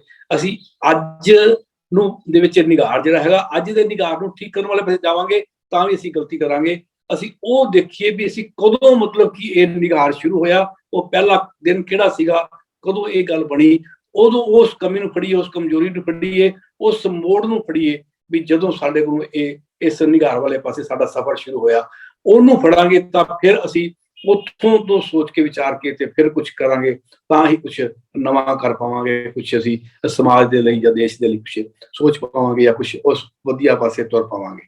ਹਾਂਜੀ ਡਾਕਟਰ ਸਾਹਿਬ, ਆਖਰੀ ਇੱਕ ਸਵਾਲ, ਕੁਝ ਖੂਬਸੂਰਤੀ ਵੀ ਨਜ਼ਰ ਆਉਂਦੀ ਹੈ। ਉਦਾਹਰਨ ਲਈ 71 ਵਿੱਚ ਇੰਦਰਾ ਗਾਂਧੀ ਮੀਸਾ ਵਰਗਾ ਸਖਤ ਕਾਨੂੰਨ ਬਣਾਉਂਦੀ ਹੈ, ਫਿਰ 74 ਵਿੱਚ ਕੋਫੇ ਪੋਸਾ ਬਣਾਉਂਦੀ ਹੈ, ਪਰ ਜਦੋਂ 77 ਵਿੱਚ ਜਨਤਾ ਪਾਰਟੀ ਆਉਂਦੀ ਹੈ ਉਹ ਮੀਸਾ ਜਿਹੜਾ ਕਾਨੂੰਨ ਹੈ ਉਹਨੂੰ ਰੱਦ ਕਰ ਦਿੰਦੀ ਹੈ। ਤੇ ਫਿਰ 80 ਵਿੱਚ Indira Gandhi national security act ਬਣਾਉਂਦੀ ਹੈ ਜੀ, ਉਸ ਐਕਟ ਤੇ ਵੀ ਕਾਫੀ ਵਿਵਾਦ ਛਿੜਦਾ ਹੈ। ਹਾਂਜੀ, 85 ਵਿੱਚ ਰਾਜੀਵ ਗਾਂਧੀ ਹੁਣੀ ਟਾਡਾ ਲੈ ਕੇ ਆਉਂਦੇ, ਜਿਹੜਾ 95 ਤੱਕ ਲਾਗੂ ਰਹਿੰਦਾ ਹੈ। ਫਿਰ ਨਰਸਿਮਹਾ ਰਾਓ ਆਉਂਦੇ ਨੇ ਤੇ ਉਹ ਟਾਡਾ ਖਤਮ ਕਰਦੇ ਨੇ। ਤੇ ਜਦੋਂ ਸਤੰਬਰ 2001 ਵਿੱਚ ਸੰਯੁਕਤ ਰਾਸ਼ਟਰ ਮੁਲਕਾਂ ਨੂੰ ਕਹਿੰਦਾ ਵੀ ਅੱਤਵਾਦ ਦਾ ਟਾਕਰਾ ਕਰਨ ਲਈ ਸਖਤ ਕਾਨੂੰਨ ਬਣਾਏ ਜਾਣ, ਤਾਂ ਵਾਜਪਾਈ ਸਾਹਿਬ ਪੋਟਾ ਬਣਾਉਂਦੇ ਨੇ। ਪੋਟਾ ਬਣਨ ਤੋਂ ਬਾਅਦ ਫਿਰ ਮਨਮੋਹਨ ਸਿੰਘ ਹੁਣੀ ਜਦੋਂ ਆਉਂਦੇ ਨੇ ਉਹ ਪੋਟਾ ਖਤਮ ਕਰਦੇ ਨੇ। ਕੀ ਇਸ ਸੰਵਿਧਾਨ ਨੂੰ ਸਾਡੀ ਕੋਈ ਜਵਾਬਦੇਹੀ ਨਹੀਂ ਕਿ ਜਦੋਂ ਮਰਜ਼ੀ ਅਸੀਂ ਉੱਥੇ ਬਦਮਾਸ਼ੀ ਕਰ ਲਈਏ, ਤਾਨਾਸ਼ਾਹੀ ਕਰ ਲਈਏ, ਤੇ ਬਾਅਦ ਵਿੱਚ ਕੋਈ ਦੂਜੀ ਧਿਰ ਆਵੇ ਉਹ ਉਹਨੂੰ ਕਾਨੂੰਨ ਨੂੰ ਰੱਦ ਕਰੇ ਤੇ ਸਹੀ ਕਰੇ, ਤੇ ਇਸ ਅਪਮਾਨ, ਜਿਹੜਾ ਅਪਮਾਨ ਕੀਤਾ ਹੈ ਉਹਦਾ ਸਨਮਾਨ ਕਿਵੇਂ ਹੋਏਗਾ ਜੇ ਉਹਨਾਂ ਨੂੰ ਆਪਾਂ ਸਜ਼ਾ ਨਹੀਂ ਦਿੰਦੇ ਜਿਹਨੇ ਅਪਮਾਨ ਕੀਤਾ ਹੈ ਤਾਂ? ਨਹੀਂ ਦੇਖੋ, ਲੋਕਤੰਤਰ ਪ੍ਰਕਿਰਿਆ ਤਾਂ ਮਤਲਬ ਕਿ ਲੋਕਤੰਤਰ ਕੀ ਹੈਗੀ ਹੈ ਸਾਡੇ ਕੋਲੋਂ, ਮਤਲਬ ਕਿ ਜਿਹੜੀ ਪ੍ਰਕਿਰਿਆ ਦੇ ਵਿੱਚ ਸਾਨੂੰ ਮਤਲਬ ਕਿ ਇਹ ਇੱਕ ਜਿਹੜਾ ਕਹਿ ਲਓ ਵੀ ਖੂਬਸੂਰਤੀ ਹੈਗੀ ਹੈ ਵੀ ਇਹ ਨਹੀਂ ਹੈਗਾ ਵੀ ਰਾਜਾ ਹੈਗਾ ਉਹਦਾ ਪੁੱਤਰ ਹੋਊਗਾ, ਪਰ ਮਤਲਬ ਕਿ ਪ੍ਰਕਿਰਤੀ ਕਿਤੇ ਅਸੀਂ ਉਹੀ ਦੇਖ ਜ਼ਰੂਰ ਰਹੇ ਹੈਗੇ, ਉਹ ਹੈਗਾ ਸਾਰਾ ਕੁਝ ਵਾਪਰ ਰਿਹਾ ਹੈਗਾ। ਆਪਾਂ ਪੰਜਾਬ ਦਾ ਹੀ ਉਦਾਹਰਨ ਹੈਗਾ ਸਾਡੇ ਸਾਹਮਣੇ, ਯਾਨੀ ਕਿ ਸਾਨੂੰ ਦਿਸਦਾ ਹੀ ਨਹੀਂ ਵੀ ਜਿਵੇਂ ਮਤਲਬ ਕਿ ਇੱਕੋ ਹੀ ਪਰਿਵਾਰ ਹੈਗਾ ਉਹੀ ਮਤਲਬ ਕਿ ਪੰਜਾਬ ਦੀ ਲਈ ਵਧੀਆ ਕੰਮ ਕਰ ਸਕਦਾ ਹੈਗਾ। ਪਰ ਬਿਲਕੁਲ ਗੱਲ ਹੈਗੀ ਹੈ ਵੀ ਇੱਕ ਵਧੀਆ ਮਤਲਬ ਕਿ ਹੈਗੇ ਨੇ, ਮੈਂ ਕਹਿਣਾ ਵੀ ਤੁਸੀਂ ਇਹਨੂੰ ਉਸ ਤਰ੍ਹਾਂ ਰੱਖਿਆ ਵੀ ਇੱਕ ਨੇ ਬਣਾਇਆ ਕਾਨੂੰਨ, ਇੱਕ ਨੇ ਆ ਕੇ ਰੱਦ ਕਰਤਾ, ਇਹ ਵੀ ਇੱਕ ਮਤਲਬ ਕਿ ਸੰਵਿਧਾਨ ਦੀ ਹੀ ਇੱਕ ਪਾਵਰ ਹੈਗੀ ਹੈ ਵੀ ਅਸੀਂ ਉਹਨੂੰ ਰੱਦ ਕਰਨ ਦੇ ਵੀ ਹੈਗੇ ਆ। ਸਾਡੇ ਸਾਹਮਣੇ ਹੁਣ ਕਿਸਾਨੀ ਮਤਲਬ ਕਿ ਹੈਗਾ, ਜਿਹੜੀ ਮਤਲਬ ਕਿ ਤੁਸੀਂ ਦੇਖ ਲਓ ਇੱਕ ਪੂਰੀ ਦੀ ਪੂਰੀ ਵੇਵ ਚਲਾਏਗੀ ਵੀ ਮਤਲਬ ਕਿ ਜੋ ਮੋਦੀ ਸਾਹਿਬ ਨੇ ਕਹਿਤਾ ਨਾ, ਉਹਨਾਂ ਦੇ ਮੂੰਹ ਜੋ ਨਿਕਲ ਗਿਆ ਉਹ ਕਦੀ ਵਾਪਸ ਨਹੀਂ ਹੁੰਦਾ। ਤੇ ਇਹ ਇੱਕ ਆਪਣੇ ਆਪ ਦੇ ਭਾਵੇਂ ਇਹ ਬਹੁਤ ਘੱਟ ਹੋਇਆ ਹੈਗਾ, ਪਰ ਜੋ ਵੀ ਹੈਗਾ ਇਸ ਗੱਲ ਦਾ ਪੂਰੇ ਦੇਸ਼ ਦੇ ਸਾਹਮਣੇ ਆ ਕੇ ਖੜੇ ਹੋਣਾ, ਆ ਕੇ ਮਤਲਬ ਕਿ ਆਪਣੇ ਆਪ ਨੂੰ ਕਹਿਣਾ ਕਿ ਮੈਂ ਰੱਦ ਕਰਦਾ, ਮੈਂ ਮਾਫੀ ਮੰਗਦਾ। ਪਤਾ ਨਹੀਂ ਮਾਫੀ ਕਿਸਾਨਾਂ ਤੋਂ ਮੰਗੀ ਹੈ ਕਿ ਕਾਰਪੋਰੇਟ ਹਾਊਸਾਂ ਤੋਂ ਮੰਗੀ ਹੈਗੀ ਹੈ ਵੀ ਮੈਂ ਤੁਹਾਡਾ ਜੋ ਏਜੰਡਾ ਸੀਗਾ ਅੱਗੇ ਲੱਗੇ ਨਹੀਂ ਲਿਜਾ ਸਕਿਆ, ਮੈਨੂੰ ਮਾਫ ਕਰ ਦਿਓ, ਆਪਾਂ ਨੂੰ ਫਿਰ ਦੇਖਾਂਗੇ। ਮੈਂ ਇਹ ਗੱਲ ਉਹੀ ਗੱਲ ਨਾਲੇ ਜਿਹੜੀ ਗੱਲ ਕਹੀ ਜਾ ਰਹੀ ਆਪਾਂ ਵੀ ਇਹ ਕਾਨੂੰਨ ਰੱਦ ਤਾਂ ਹੋ ਗਏ ਨੇ, ਇਹ ਨਹੀਂ ਹੋਏਗੀ ਵੀ ਇਹ ਫਿਰ ਨਹੀਂ ਬਣਨਗੇ, ਫਿਰ ਵੀ ਬਣਨਗੇ, ਫਿਰ ਵੀ ਰੱਦ ਹੋਣਗੇ। ਸਵਾਲ ਹੈਗਾ ਕਿ ਹੁਣ ਸਾਨੂੰ ਇੱਕ ਨਵੀਂ ਪਛਾਣ ਜਿਹੜੀ ਹੈਗੀ ਹੈ, ਇੱਕ ਤਾਂ ਵੋਟ ਦੀ ਤਾਕਤ ਦੀ ਆਪਾਂ ਗੱਲ ਕਰ ਰਹੇ ਸੀਗੀ ਵੀ ਵੋਟ ਹੈਗੀ ਹੈ, ਪਰ ਦੂਜੇ ਪਾਸੇ ਜਿਹੜਾ ਜਨ ਅੰਦੋਲਨ ਹੈਗਾ ਉਸ ਤੋਂ ਵੱਡਾ ਮਤਲਬ ਕਿ ਕੋਈ ਸਾਡੇ ਕੋਲੋਂ ਹੋਰ ਰਾਹ ਨਹੀਂ ਹੈਗਾ। ਜਦੋਂ ਵੀ ਲੋਕ ਇਕੱਠੇ ਹੁੰਦੇ ਨੇ, ਮਤਲਬ ਕਿ ਜਿੱਤ ਲੜਦੇ ਲੋਕਾਂ ਦੀ, ਕੱਲ ਦਾ ਜਿਹੜਾ 1 ਸਾਲ ਹੋਇਆ ਹੈਗਾ ਕਿਸਾਨਾਂ ਨੂੰ, ਤੇ ਉੱਥੇ ਇਹ ਮਤਲਬ ਕਿ ਉਹਨਾਂ ਨੇ ਇੱਕ ਇਹ ਨਾਰਾ ਲਗਾਇਆ ਵੀ ਜਿੱਤ ਲੜਦੇ ਲੋਕਾਂ ਦੀ, ਯਾਨੀ ਕਿ ਸਾਨੂੰ ਮਤਲਬ ਕਿ ਜਿਹੜਾ ਇਸ ਤਰ੍ਹਾਂ ਸਮਾਜ ਬਣਾਇਆ ਹੈਗਾ, ਇਸ ਦੀ ਜਿਹੜੀ ਮਾਨਸਿਕਤਾ ਹੈ, ਮੈਂ ਤੁਹਾਨੂੰ ਪਹਿਲਾਂ ਹੀ ਕਿਹਾ ਸੀ ਵੀ 1947 ਦੇ ਵਿੱਚ ਸਾਨੂੰ ਆਜ਼ਾਦੀ ਮਿਲੀ, ਪਰ ਸਾਡੇ ਕੋਲ 1200 ਸਾਲ ਦੀ ਇੱਕ ਗੁਲਾਮੀ ਦਾ ਮਤਲਬ ਕਿ ਮਾਨਸਿਕਤਾ ਜਿਹੜੀ ਹੈਗੀ ਉਹ ਸਾਡੇ ਅੰਦਰ ਇੰਨੀ ਘੋਰ ਮਤਲਬ ਕਿ ਸਾਡੇ ਅੰਦਰ ਵੜ ਗਈ ਸੀਗੀ। ਪਰ ਜਿਨ੍ਹਾਂ ਦੇ ਹੱਥ ਵਿੱਚ ਸੱਤਾ ਆਈ ਉਹ ਵੀ ਬੜੇ ਕੋਈ ਸੁਰਤ ਨਹੀਂ ਸੀਗੇ, ਉਹਨਾਂ ਨੇ ਵੀ ਉਸ ਲੋਕਾਂ ਦੀ ਗੁਲਾਮ ਮਾਨਸਿਕਤਾ ਨੂੰ ਖਤਮ ਕਰਨ ਦੇ ਵਾਸਤੇ ਮਤਲਬ ਕਿ ਕੋਈ ਚੱਜ ਦੇ ਨਾਲ ਉਪਰਾਲੇ ਨਹੀਂ ਕੀਤੇ। ਆਪੇ ਲੋਕੀ ਇਸ ਦੇ ਵਿੱਚੋਂ ਦੀ ਬਾਹਰ ਨਿਕਲਿਆ ਤਾਂ ਨਿਕਲਿਆ, ਪਰ ਉਹਨਾਂ ਦੀ ਰਹੀ ਮਤਲਬ ਕਿ ਵੀ ਸਾਰੇ ਜਣੇ ਨੇ ਉਸੇ ਮਾਨਸਿਕਤਾ ਵਿੱਚ ਰਹਿਣ। ਜਿਹੜੀ ਮੈਂ ਗੱਲ ਅੰਬੇਦਕਰ ਹੋਰਾਂ ਦੀ ਕਹੀ ਸੀਗੀ ਵੀ ਇਹ ਸਾਰੇ ਬਰਾਬਰੀ ਵਾਲਾ ਹੋ ਜਾਊਗਾ ਸਮਾਜ, ਤੇ ਫਿਰ ਇੱਕੋ ਦਮ ਜਿਹੜੇ ਸੁੱਖ ਸਹੂਲਤਾਂ ਵਾਲੇ ਬੰਦੇ ਨੇ ਉਹ ਪੂੰਜੀ ਆ ਜਾਣਗੇ, ਉਹਨਾਂ ਨੂੰ ਇਹ ਬਰਦਾਸ਼ਤ ਕਿੱਥੋਂ ਹੋਣਾ ਸੀਗਾ। ਵੀ ਅੱਜ ਮੈਂ ਵੀ ਕਹਾਂ ਕਿ ਵੀ ਜੇ ਮੈਨੂੰ ਮਤਲਬ ਕਿ ਇੱਕ ਚੰਗੀ ਪੈਨਸ਼ਨ ਮਿਲਦੀ ਹੈ ਰਿਟਾਇਰਮੈਂਟ ਤੋਂ ਬਾਅਦ, ਮੈਨੂੰ ਉਸ ਤੋਂ ਬਾਅਦ ਮੈਂ ਜਿਹੜੇ ਮਾੜੇ ਮੋਟਾ ਰੀਐਮਪਲੋਇਮੈਂਟ ਵੱਲ ਜਾਣਾ, ਮੈਂ ਕਹਿ ਸਕਦਾ ਕਿ ਮੈਨੂੰ 1.5 ਲੱਖ ਰੁਪਇਆ ਮਿਲਦਾ ਹੈਗਾ। ਤੇ ਜੇ ਕਹਿਣ ਕਿ ਨਹੀਂ ਵੀ ਸਾਰਿਆਂ ਨੂੰ ਆਪਾਂ ਬਰਾਬਰ ਕਰਨਾ ਹੈਗਾ, ਐਵਰੇਜ ਸਾਡੀ ਮਤਲਬ ਕਿ ਜਿੰਨੀ ਹਿੰਦੁਸਤਾਨ ਦੀ ਇਨਕਮ ਹੈ ਉਹ ਸਾਰਿਆਂ ਦੇ ਵਿੱਚ ਬਰਾਬਰ 30,000 ਆ ਜਾਊਗੀ ਤੇ ਸਾਨੂੰ 30,000 ਤੋਂ ਵੱਧ ਨਹੀਂ ਮਿਲਣੇ। ਤਾਂ ਮੇਰੇ ਵਾਸਤੇ ਤਾਂ 1,20,000 ਦਾ ਨੁਕਸਾਨ ਹੀ ਹੈ ਨਾ। ਫਿਰ ਮੈਂ 1,20,000 ਦਾ ਨੁਕਸਾਨ ਕਿਵੇਂ ਬਰਦਾਸ਼ਤ ਕਰੂੰਗਾ? ਤੇ ਮੈਨੂੰ ਵੀ ਤਿਆਰ ਹੋਣਾ ਪਊਗਾ ਨਾ ਕਿ ਵੀ ਮੈਂ ਮੰਨਦਾ ਵੀ ਠੀਕ ਹੈ ਜਾਂ 30,000 ਤੇ ਮੇਰਾ ਗੁਜ਼ਾਰਾ ਹੋ ਸਕਦਾ ਹੈਗਾ। ਤੇ ਜਿਹਨੂੰ ਖੁਸ਼ੀ ਤਾਂ ਉਹਦੇ ਵਾਸਤੇ ਤਾਂ ਪੱਕੀ ਹੋਈ ਹੈਗੀ ਹੈ ਵੀ ਜਿਹਨੂੰ 3,000 ਰੁਪਇਆ ਮਿਲਦਾ ਤੇ ਅਗਲੇ ਮਹੀਨੇ ਤੋਂ 30,000 ਮਿਲਣ ਲੱਗ ਪਊਗਾ, ਸਭ 'ਚ ਬਰਾਬਰੀ ਹੋਊਗੀ। ਪੁੰਜੀ ਤਾਂ ਮੈਂ ਡਿੱਗਾਂਗਾ ਨਾ ਤੇ ਪਰ ਮੈਂ ਉਹਦੇ ਵਾਸਤੇ ਤਿਆਰ ਨਹੀਂ। ਤੇ ਜੇ ਹੁਣ ਲੋਕੀ ਤਿਆਰ ਹੀ ਨਹੀਂ ਹੈਗੇ ਤਾਂ ਮਤਲਬ ਅਸੀਂ ਤਿਆਰ ਕੀਤੇ ਨਹੀਂ ਹੈਗੇ ਪਹਿਲੇ ਦਿਨ ਤੋਂ ਹੀ। ਪਹਿਲੇ ਦਿਨ ਇਸ ਤਰ੍ਹਾਂ ਦਾ ਹਾਲ ਨਹੀਂ ਸੀਗਾ, ਇੰਨਾ ਪਾੜਾ ਨਹੀਂ ਸੀਗਾ ਅਮੀਰੀ ਤੇ ਗਰੀਬੀ ਦਾ।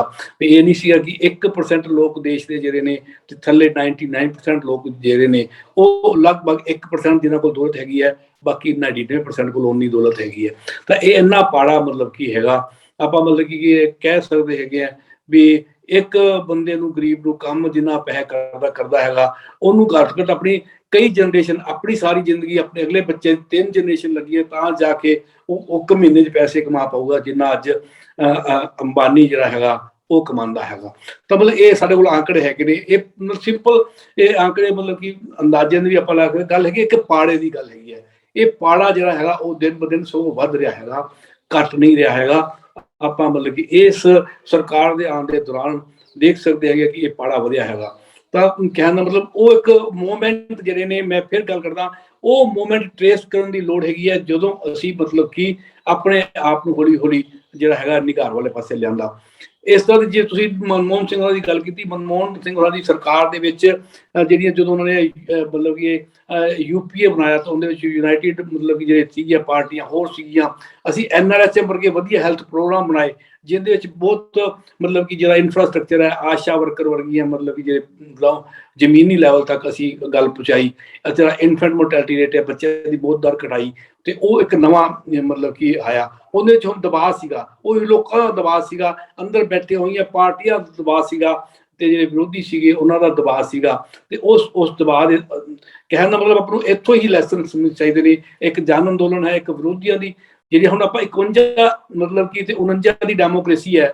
ਅਸੀਂ ਕੀ ਅੰਦਰ ਬੈਠੇ ਵੇ ਸਾਰੇ ਬੰਦੇ ਜਿੱਤ ਕੇ ਤਾਂ ਆਏ ਨੇ ਨਾ, ਅਸੀਂ ਸਾਰੇ ਉਹਨੇ ਬਰਾਬਰ ਦੇ ਉਹਨੂੰ ਸਾਰੇ ਦੇ ਬਰਾਬਰ ਦੇ ਜਵਾਬ ਦੇਣੇ।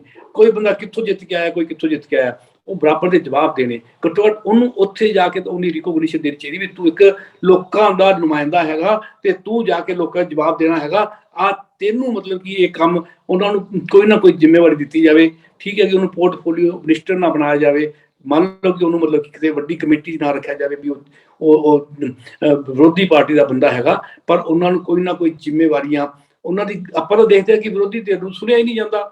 ਸੰਸਦ ਵਿੱਚ ਕਾਨੂੰਨ ਬਣ ਰਿਹਾ ਹੈਗਾ, ਕਾਨੂੰਨ ਤੇ ਬਹਿਸ ਨਹੀਂ ਹੋ ਰਹੀ। ਵਿਰੋਧੀ ਧਿਰ ਜਦੋਂ ਬੋਲਣ ਲੱਗਦੀ ਹੈ ਤਾਂ ਕਿਉਂਕਿ ਤੁਸੀਂ ਵੱਧ ਬੰਦੇ ਬੈਠੇ ਹੋ, ਤੁਸੀਂ ਸ਼ੋਰ ਮਚਾਉਣ ਲੱਗ ਪੈਂਦੇ ਹੋ। ਤਾਂ ਉਹ ਸੰਸਦ ਦੀ ਜਿਹੜੀ ਇੱਕ ਕਿਸੇ ਵਕਤ ਮਰਿਆਦਾ ਹੁੰਦੀ ਸੀਗੀ ਉਹ ਵੀ ਨਹੀਂ ਹੈਗੀ। ਤਾਂ ਇਹ ਸਾਰੇ ਜਿਹੜੇ ਪੱਖ ਨੇ ਇਹ ਹੌਲੀ ਹੌਲੀ ਨਿਘਾਰ ਵਾਲੇ ਪਾਸੇ ਆਏ ਨੇ। ਇਹਨਾਂ ਨੂੰ ਸਮਝ ਕੇ ਹੀ ਅਸੀਂ ਅਸਲ 'ਚ ਦਰਅਸਲ ਜੇ ਮੈਂ ਕਹਾ ਕਿ ਅਸੀਂ ਦੇਸ਼ ਦੀ ਆਮ ਲੋਕਾਂ ਦੇ ਵਾਸਤੇ ਗੱਲ ਕਰ ਰਹੇ ਹਾਂ ਵੀ ਸੰਵਿਧਾਨ ਨਹੀਂ ਉਹਨਾਂ ਨੂੰ ਪਤਾ, ਸਾਡੇ ਜਿਹੜੇ MP ਨੇ ਜਿਹੜੇ ਜ਼ਿੰਮੇਵਾਰ ਬੰਦੇ ਨੇ ਅੰਦਰ ਬੈਠੇ ਨੇ ਉਹਨਾਂ ਨੂੰ ਵੀ ਸੰਵਿਧਾਨ ਦਾ ਨਹੀਂ ਪਤਾ। ਤੇ ਕਈ ਵਾਰੀ ਗੱਲ ਚੱਲਦੀ ਹੈ ਵੀ ਇੱਕ ਕੁਆਲੀਫਿਕੇਸ਼ਨ ਜਿਹੜੀ ਹੈਗੀ ਹੈ ਤੁਸੀਂ BA MA ਨਾ ਰੱਖੋ, ਕੁਛ ਹੋਰ ਨਾ ਰੱਖੋ, ਘੱਟੋ ਘੱਟ ਉਹਨਾਂ ਦੀ ਕੁਆਲੀਫਿਕੇਸ਼ਨ ਸੰਵਿਧਾਨ ਦਾ ਇੱਕ ਕੋਈ ਛੋਟਾ ਮੋਟਾ ਜਿਹਾ ਇੱਕ ਟੈਸਟ ਲੈ ਕੇ ਤਾਂ ਜ਼ਰੂਰ ਮਤਲਬ ਕਿ ਉਹਨੂੰ ਮਤਲਬ ਕਿ ਹੈਗੀ ਨੁਮਾਇੰਦਗੀ ਦੇ ਵਾਸਤੇ ਜਾਂ ਸੀਟ ਦੇਣੀ ਚਾਹੀਦੀ ਹੈ। ਜਾਂ ਇਲੈਕਸ਼ਨ ਕਮਿਸ਼ਨ ਜਿਹੜਾ ਹੈਗਾ ਉਹਨਾਂ ਨੂੰ ਤਾਂ ਪ੍ਰਵਾਨ ਕਰੇ ਵੀ ਤੁਹਾਨੂੰ ਸੰਵਿਧਾਨ ਦੇ ਬਾਰੇ ਕਿੰਨਾ ਕੁ ਪਤਾ ਹੈਗਾ ਵੀ ਤੁਸੀਂ ਇੱਕ ਮਤਲਬ ਇਹ ਛੋਟਾ ਜਿਹਾ ਟੈਸਟ ਦਿਓਗੇ ਤਾਂ ਤੁਹਾਨੂੰ ਮਤਲਬ ਕਿ ਅਸੀਂ ਸਿੰਬਲ ਦਿਆਂਗੇ ਜਾਂ ਤਾਂ ਤੁਹਾਡੀ ਨੁਮਾਇੰਦਗੀ ਜਿਹੜੀ ਹੈਗੀ ਹੈ ਉਹ ਉਹਦੇ ਵਿੱਚ ਪਾਸ ਕੀਤੀ ਜਾਊਗੀ। ਇਹ ਚੀਜ਼ਾਂ ਚਾਹੀਦੀਆਂ ਨੇ ਕਿਉਂਕਿ ਜਿਹੜਾ ਅੰਦਰ ਬੈਠਾ ਹੋਇਆ ਉਹ ਬਹਿਸ ਤਾਂ ਹੀ ਕਰ ਸਕਦਾ ਜੇ ਉਹਨੂੰ ਸੰਵਿਧਾਨ ਦਾ ਪਤਾ ਹੈਗਾ। ਜੇ ਉਹਨੂੰ ਸੰਵਿਧਾਨ ਦਾ ਹੀ ਨਹੀਂ ਪਤਾ ਫਿਰ ਅਸੀਂ ਮਤਲਬ ਕਿ ਉਹਨੂੰ ਸੰਵਿਧਾਨ ਦੀ ਸਹੁੰ ਖਵਾਉਣਾ ਆਪਣੇ ਆਪ ਵਿੱਚ ਕੋਈ ਮਾਇਨੇ ਨਹੀਂ ਰੱਖਦਾ, ਹੈ ਨਾ। ਸੰਵਿਧਾਨ ਦਾ ਪਤਾ ਹੋਣਾ ਜਿਹੜਾ ਹੈਗਾ ਉਹ ਉਹਦਾ ਮਤਲਬ ਹੈਗਾ।